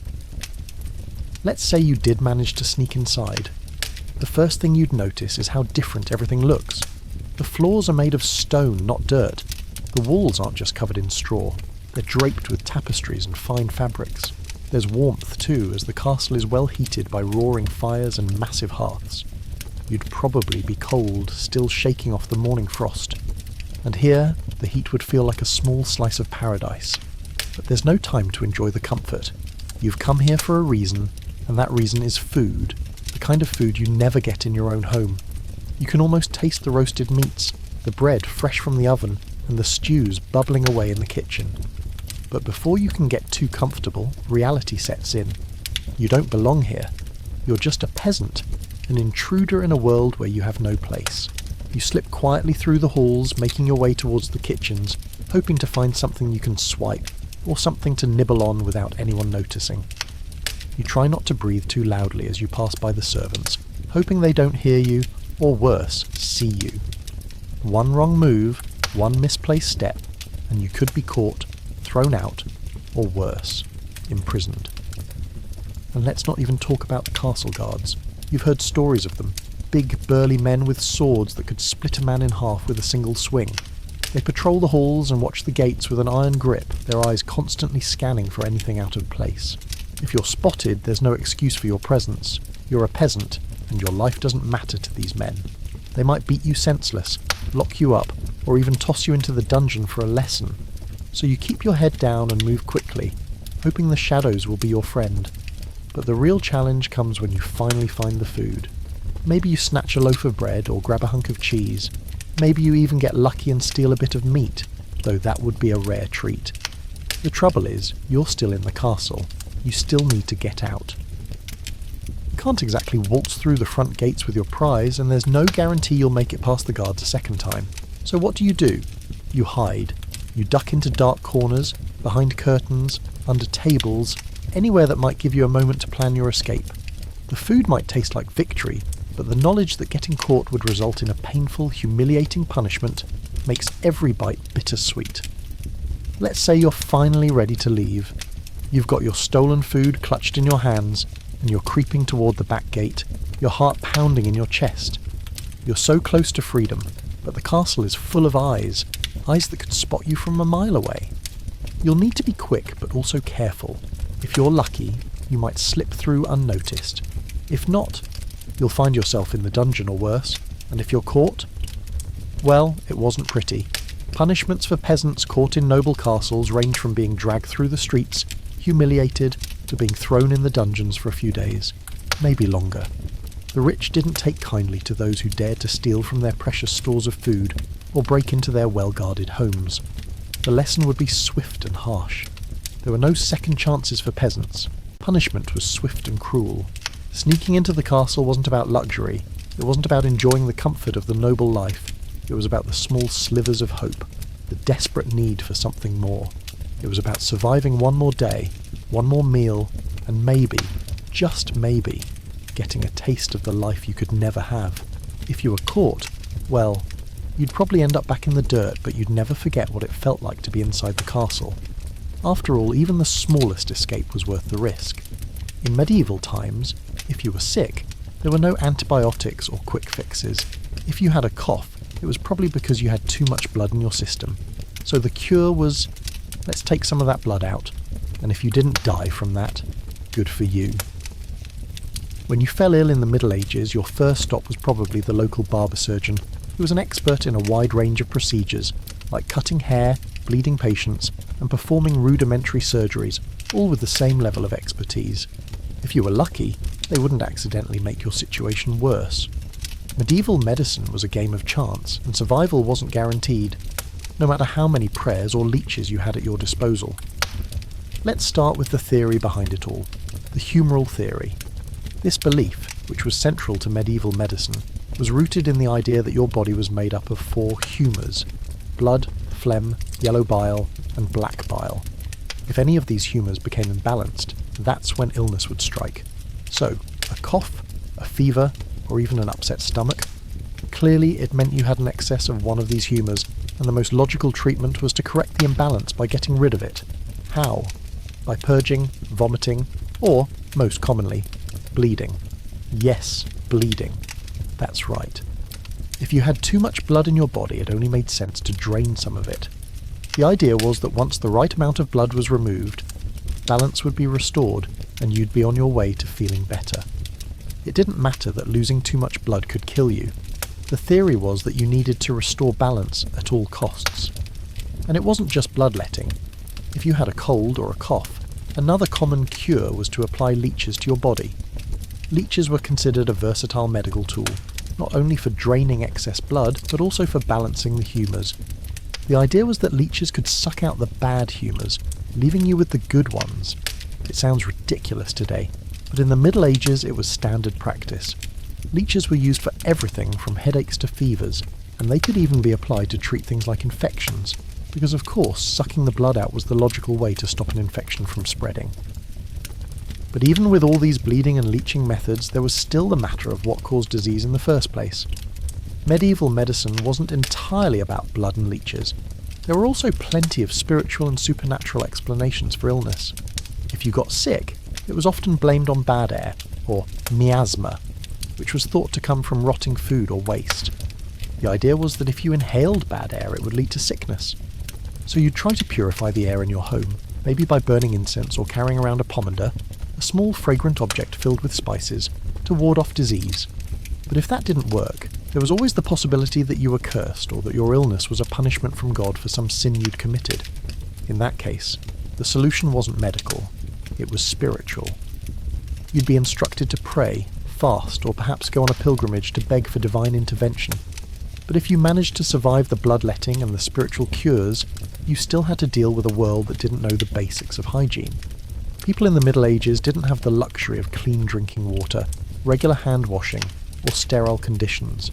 So, even if you made it through your illness, the risk of dying from something as simple as an untreated wound was still high. Surgical procedures were crude at best.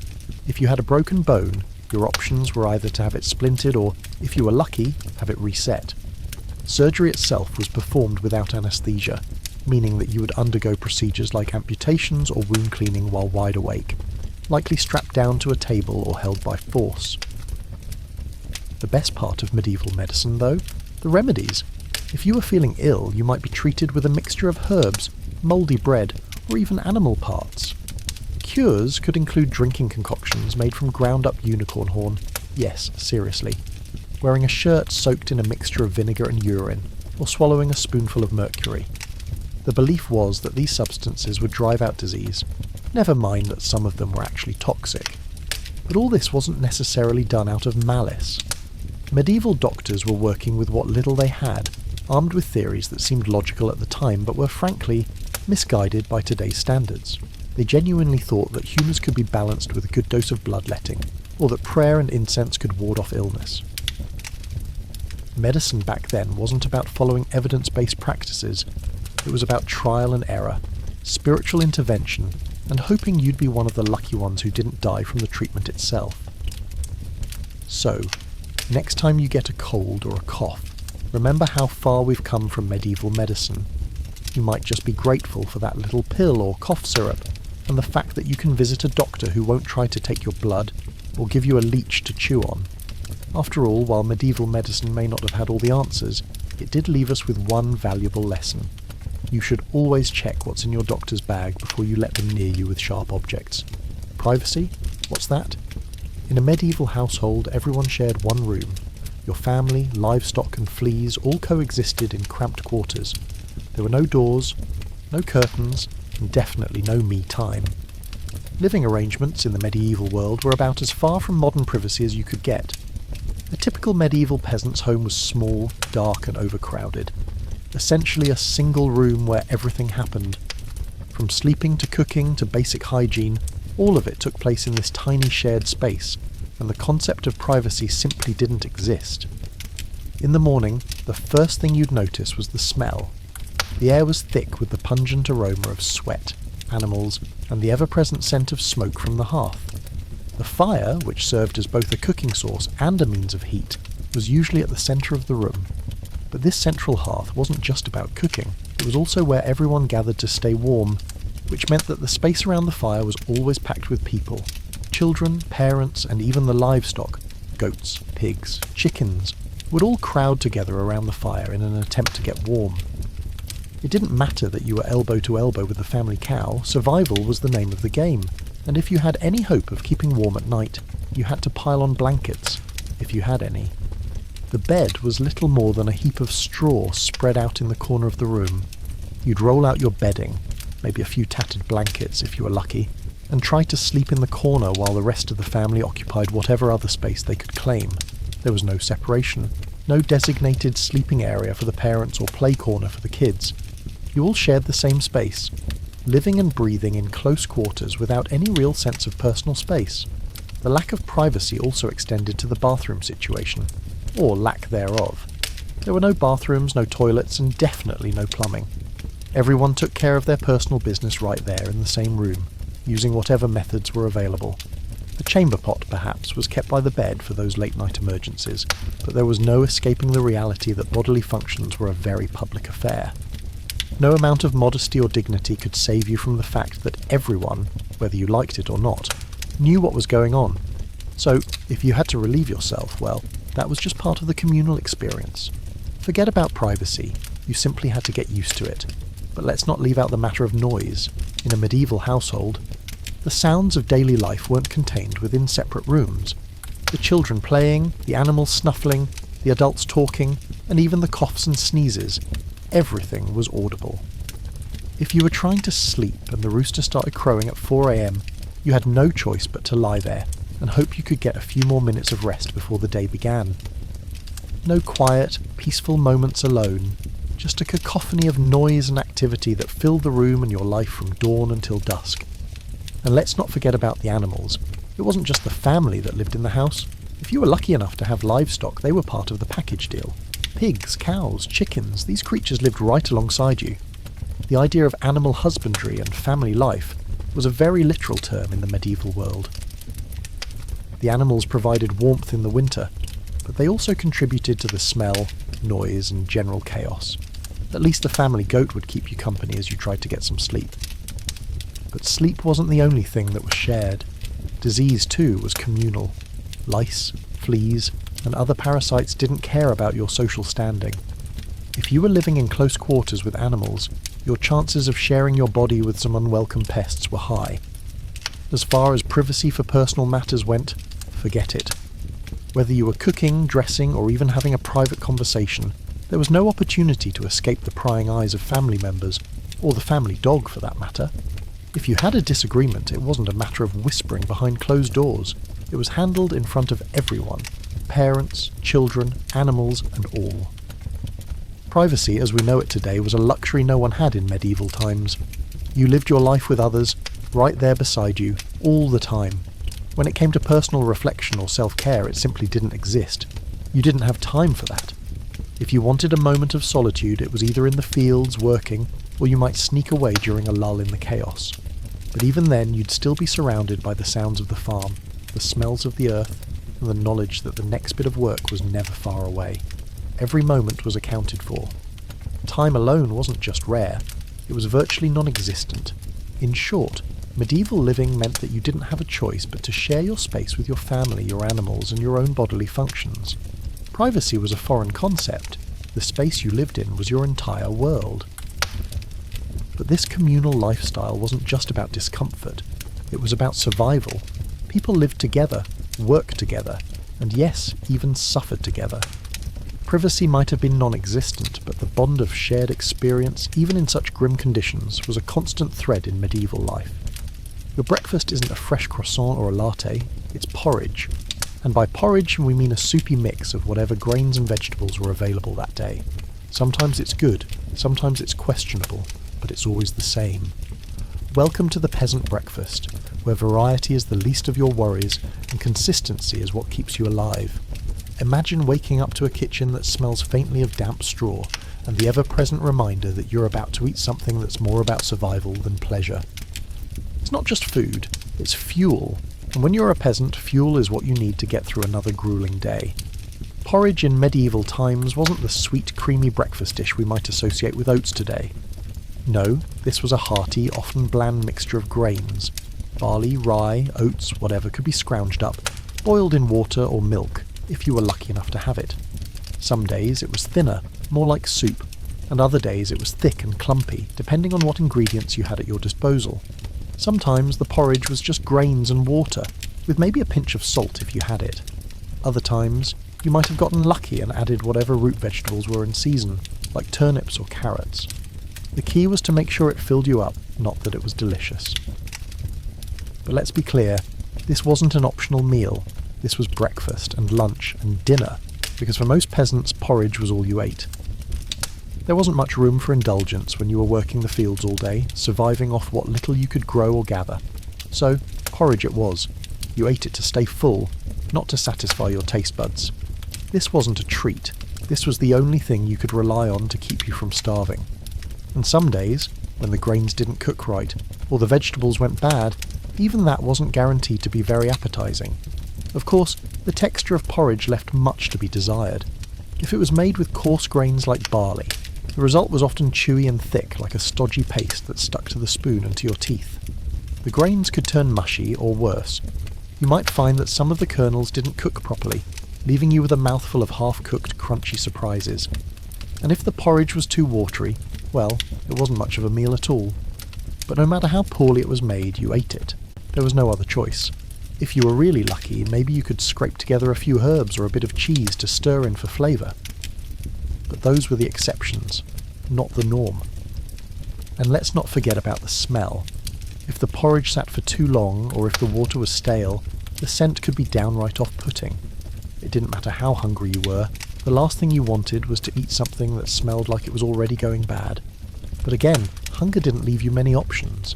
If you were a peasant, you ate what you could get. And if that meant soggy, stinky porridge, then so be it. A little bad smell was a small price to pay when the alternative was nothing at all. Porridge was also a communal experience, with entire families eating from the same pot. You'd gather around the pot, scoop your share onto your wooden bowl and dig in. But this wasn't a quiet breakfast. Everyone had their own portion, but the pot was usually shared by all, and there was no room for delicacy. You ate as quickly as you could because there wasn't much time to savour anything. The day's work awaited you. You needed the energy, and you needed it fast. If you weren't able to finish your share, you'd leave it behind, knowing that there was no guarantee of another meal later. Wasting food was a luxury no one could afford. The beauty of porridge, if you could call it that, was in its versatility. It was adaptable to whatever ingredients you could find. If you had extra milk or eggs, you could stretch the porridge into a richer, more filling dish. But more often than not, the meal remained simple and humble. Grains, water, maybe some vegetables. And on the rare occasion when you had some meat, whether salted, dried, or a lucky scrap from the butcher, that would be thrown in too. Meat, however, was a rare treat, and the porridge would be your meal 99% of the time. But for the peasant, the real magic of porridge wasn't in its taste or its texture. It was in its ability to keep you alive. It was the great equalizer of the medieval world, a meal that didn't discriminate. Whether you were young or old, rich or poor, everyone ate porridge. It was the one thing that could sustain you through the grueling days of physical labour in the fields, through the long winters when food was scarce, and through the endless struggle for survival. So, when you look at your breakfast today, whether it's eggs, toast, or a fancy smoothie, remember the medieval peasant who would have gladly traded it all for a bowl of porridge?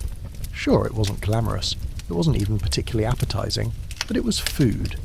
It filled the stomach and kept the body going, and for a medieval peasant that was all that mattered. The village well wasn't just a place to fetch water, it was also the community's shared bacteria fountain. But when you're thirsty, you drink it.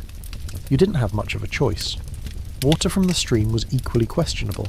In medieval times, clean, fresh water wasn't something you could just grab from the tap. The local well, often the lifeblood of the village, was both a blessing and a curse. Sure, it provided water, which was essential for survival, but it also gathered all the grimy, disease-carrying refuse from the entire community. It wasn't just a well, it was a communal dump, and for most people that was the only source of hydration. Imagine standing at the well, your bucket in hand, waiting your turn in the long line of villagers, each hoping to fill their pails with a precious liquid that was supposed to keep them alive. The water wasn't filtered, it wasn't treated, and more often than not it wasn't even clean. The well, nestled in the centre of the village, was exposed to everything: livestock, human waste, food scraps, and even the occasional dead animal that might have been tossed in. If someone in the village had a cough or the plague, well, their germs were probably now swimming with your water. But when you were thirsty, you couldn't afford to be picky. You lowered the bucket, hauled up the water, and took your chances. After all, what choice did you have? The stream? It was no better. You'd scoop up your water and there was always that hesitation. Was it safe to drink? Could that murky brown tint really be the colour of fresh water? Maybe, but you'd still drink it. If you were lucky, you'd boil the water first, but firewood was scarce, and boiling water wasn't something that happened every day. More often than not, you just drank what you could get. People lived with the constant threat of disease and infection. Waterborne illnesses, dysentery, cholera, typhoid, were rampant, but they were part of life. When you didn't have a better option, you drank what was available, hoping that you wouldn't fall ill. The risk was something you accepted, just like you accepted the fact that the well's water was often tainted by the same filth that surrounded your home. And let's not even get started on the well's upkeep. Imagine a small stone structure, open to the elements, where everyone from farmers to traders to beggars fetched their water. It wasn't just the occasional spill or splash of dirt that contaminated it. The well absorbed everything. If someone got sick, there was no one to purify the water, no chlorine tablets to drop in.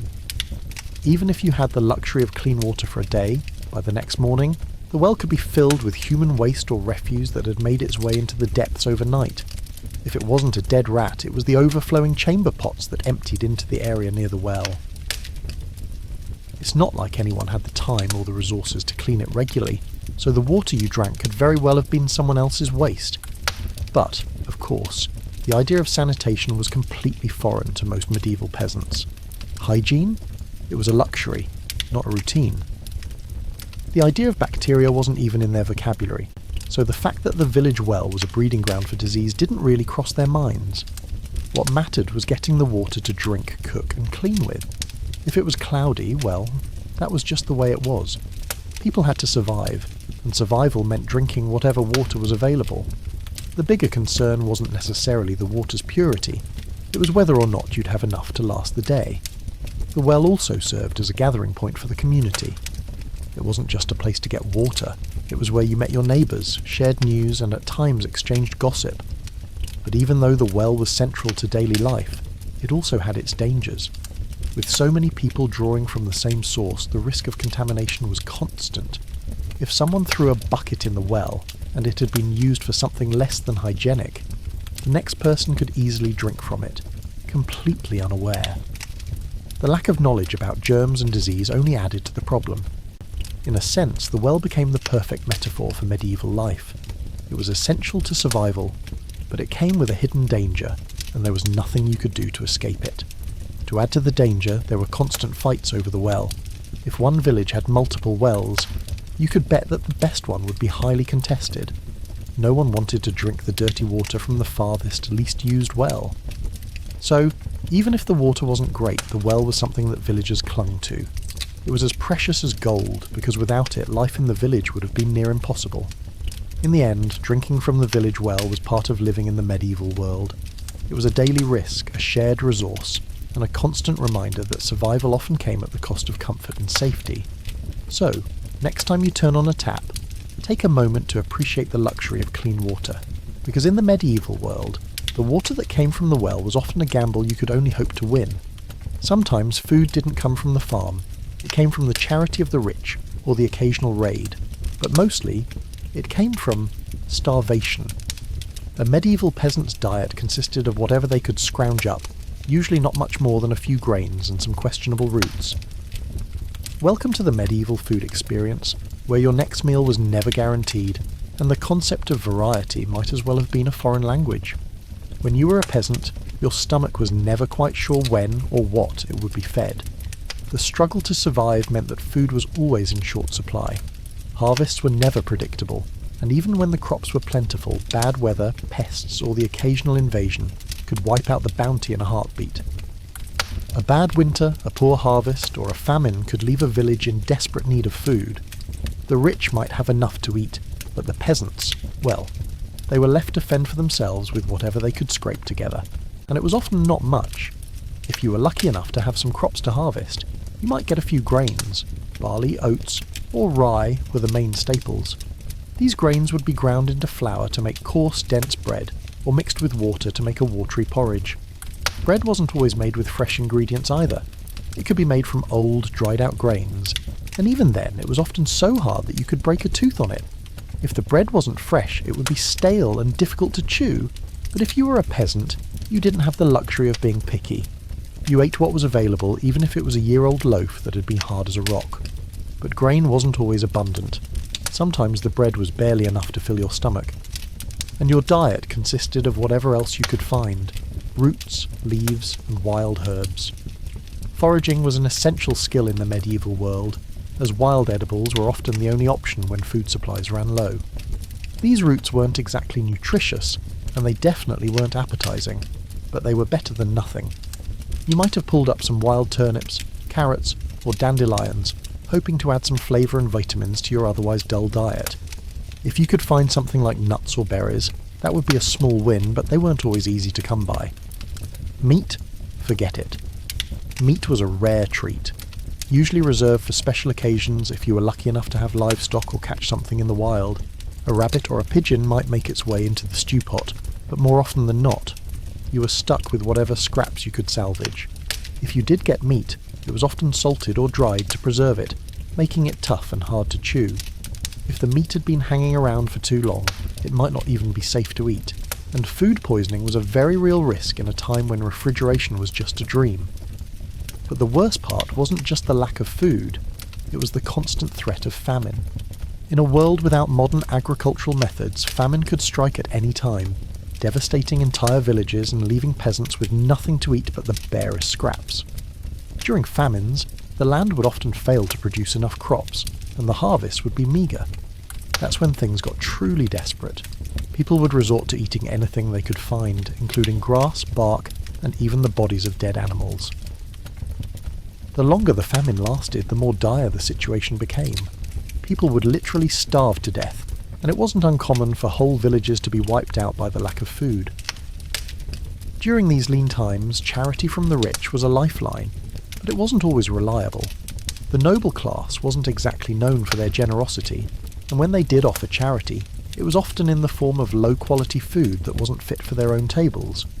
It might be old, mouldy bread or stale grain, but it was food, and when you were starving you took whatever you could get. In some cases, peasants would turn to raiding nearby villages or fields, stealing whatever food they could find just to survive. It was a grim existence, and survival was never a guarantee. When the food finally did arrive, it was often not much to look at. Imagine a pot of thin, watery soup made from the few scraps you could find, with barely any flavour to speak of. It was sustenance, but it wasn't satisfying. The joy of eating was replaced by the necessity of eating. For many peasants, food wasn't something to be savoured, it was something to survive on. So, what did you get when you lived through a famine? You got a few extra days of life at best, and at worst, you got a slow, painful death from hunger, malnutrition, or disease. The medieval diet was a constant battle against the elements, and for peasants, it was often a losing battle. When famine hit, it wasn't just a lack of food, it was the end of everything. The reality of medieval life meant that food was never something to be taken for granted, and famine was an ever-present threat. Today, when we sit down to a meal, it's hard to imagine living in a world where food was scarce, unpredictable, and often dangerous. But for the medieval peasant, it was the harsh reality of life. Their diet wasn't about taste, variety, or comfort. It was about survival. And when food was scarce, you did what you had to do, even if that meant eating whatever you could find just to stay alive. You thought office work was bad? Try being a medieval farmer. Your day starts at dawn and ends after sunset. There's no weekend, no break, and definitely no Employee of the Month plaque. You just work until you drop, praying for a harvest that won't get ruined by the next plague. Medieval farming wasn't a job. It was a lifestyle, and not the kind that gave you time to sit back and enjoy your accomplishments. It was an all-consuming, back-breaking grind that left you with little more than dirt under your fingernails and blisters on your hands. From the moment the sun rose, you were out in the fields, working the land no matter the season. In the spring, you'd be sowing seeds, hoping that the weather wouldn't be too cold, too wet, or too dry.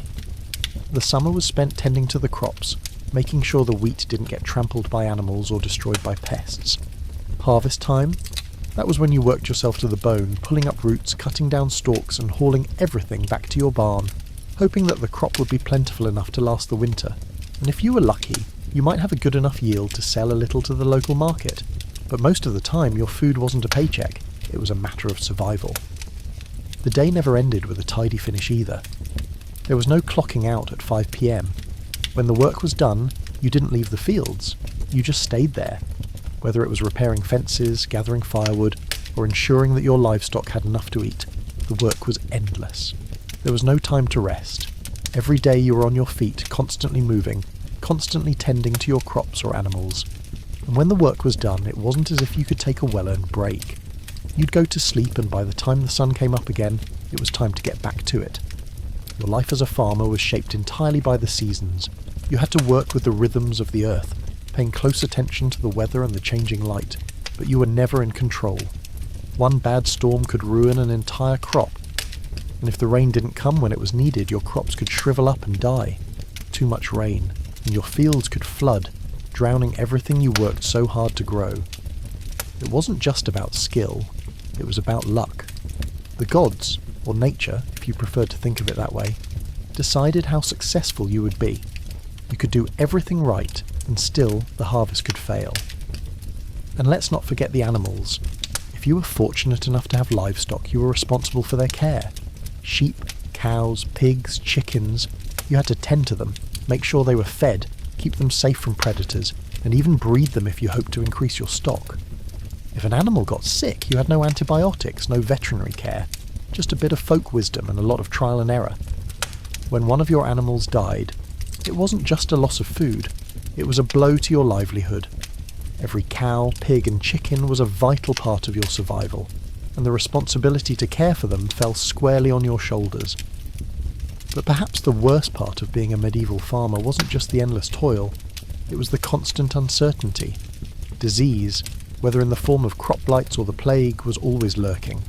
If your crops didn't fall victim to mould or mildew, your animals might catch something, or the plague could sweep through your village and leave you with nothing. And it wasn't just disease. Raiders and invaders could come at any time, looting your fields and barns, leaving you with nothing but ruined crops and a destroyed livelihood. There was always a sense of impending doom, and no matter how hard you worked, you couldn't escape the reality that everything you did could be undone in an instant by factors completely beyond your control. But despite the hardships, you did it because you had no other choice. The idea of not farming wasn't an option. It was how you survived, and survival was everything. You worked, you hoped, and you prayed that the harvest would be bountiful enough to carry you through the winter. It was a cycle of labour, reward, and often disappointment.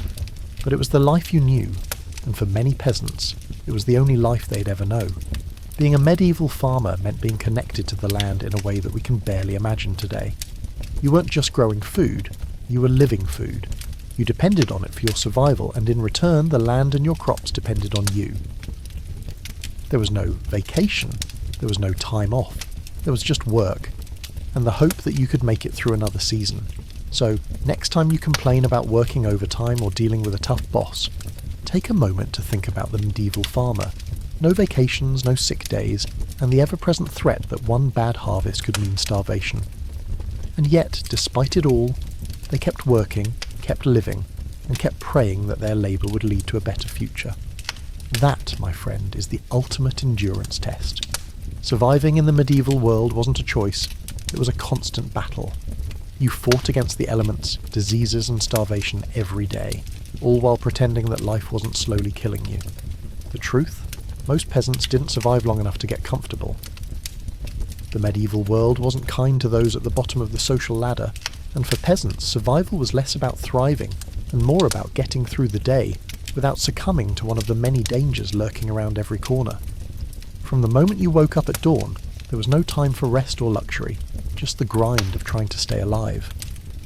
Let's start with the elements. The weather was a constant enemy, and if the seasons didn't kill you, the climate would. In the summer, you battled heat and drought, desperately hoping for rain to save your crops. But even then, too much rain could flood your fields, turning everything to mud and making it impossible to grow anything at all. The seasons dictated your life, your food, and your very survival. If the weather turned against you, the crops failed, and you faced a long, hungry winter. If you didn't have enough food stored for the colder months, you were at the mercy of the next harvest, or lack thereof. The idea of good weather didn't exist. You took whatever you got and prayed it wasn't the end of your livelihood. And let's not forget the real killer of medieval life, disease. Without antibiotics, vaccinations, or modern healthcare, the average peasant lived in constant fear of the next plague, fever, or infection. When the Black Death swept across Europe, it didn't discriminate. It killed young and old, rich and poor without a second thought. But even if you weren't facing a pandemic, the everyday threat of illness was enough to send shivers down your spine. Infections from simple cuts could easily lead to death, as the lack of proper sanitation and medical knowledge made even minor injuries deadly. If you fell ill, you might have the luck of a local healer, but that usually meant a dose of leeches or a quick prayer, not a cure. If the illness didn't kill you, the infection from a wound or a bad diet might. Diet? What diet? The food available to most peasants was enough to keep you alive, but it wasn't enough to keep you healthy. A steady diet of porridge made from coarse grains, a few root vegetables, and whatever scraps you could scrounge together might have kept your stomach from growling, but it didn't provide the nutrition needed for a strong, healthy body. Protein. That was a luxury. Most peasants ate what they grew and raised themselves, but a lack of diversity in their diet led to malnutrition. If you were lucky, you might have some meat from time to time, but for the most part, meat was reserved for special occasions. The rest of the time you lived off bread, porridge, and whatever you could forage from the land. Even when food was plentiful, it didn't guarantee survival. Famine was a real threat, and in times of bad harvests or droughts, you could lose everything. Then there were the social pressures. Life as a peasant meant constant labour, but it also meant being subject to the whims of the lord who owned the land.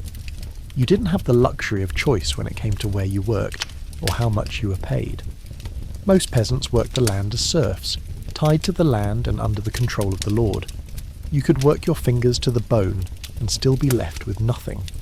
Your payment came in the form of small plots of land to farm for your own survival, but even that was often not enough to keep you fed.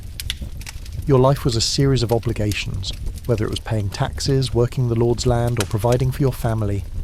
And if you failed in your duty, the consequences were severe. The possibility of being punished, having your land taken away, or worse, being cast out into the wilderness, was a constant stress. What's more, the constant stress of survival took a toll on relationships in the community. You didn't have the luxury of family time.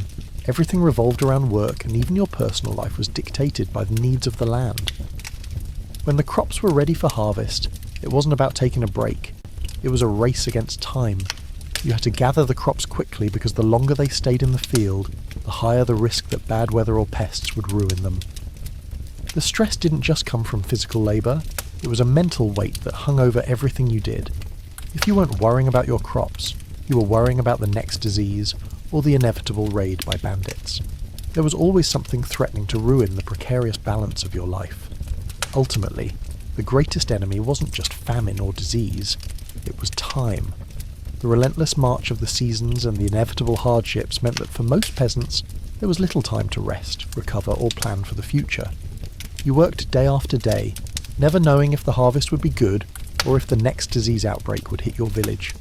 You fought for survival, but often survival itself was all you could hope for. There were no promises of a better life. If you made it through a bad winter or a season of poor crops, that was the victory. So, the reality of medieval peasant life wasn't a story of comfort or success. It was a constant battle. Every day was a fight for survival, and while some peasants might have lived longer than others, no one was guaranteed a long life.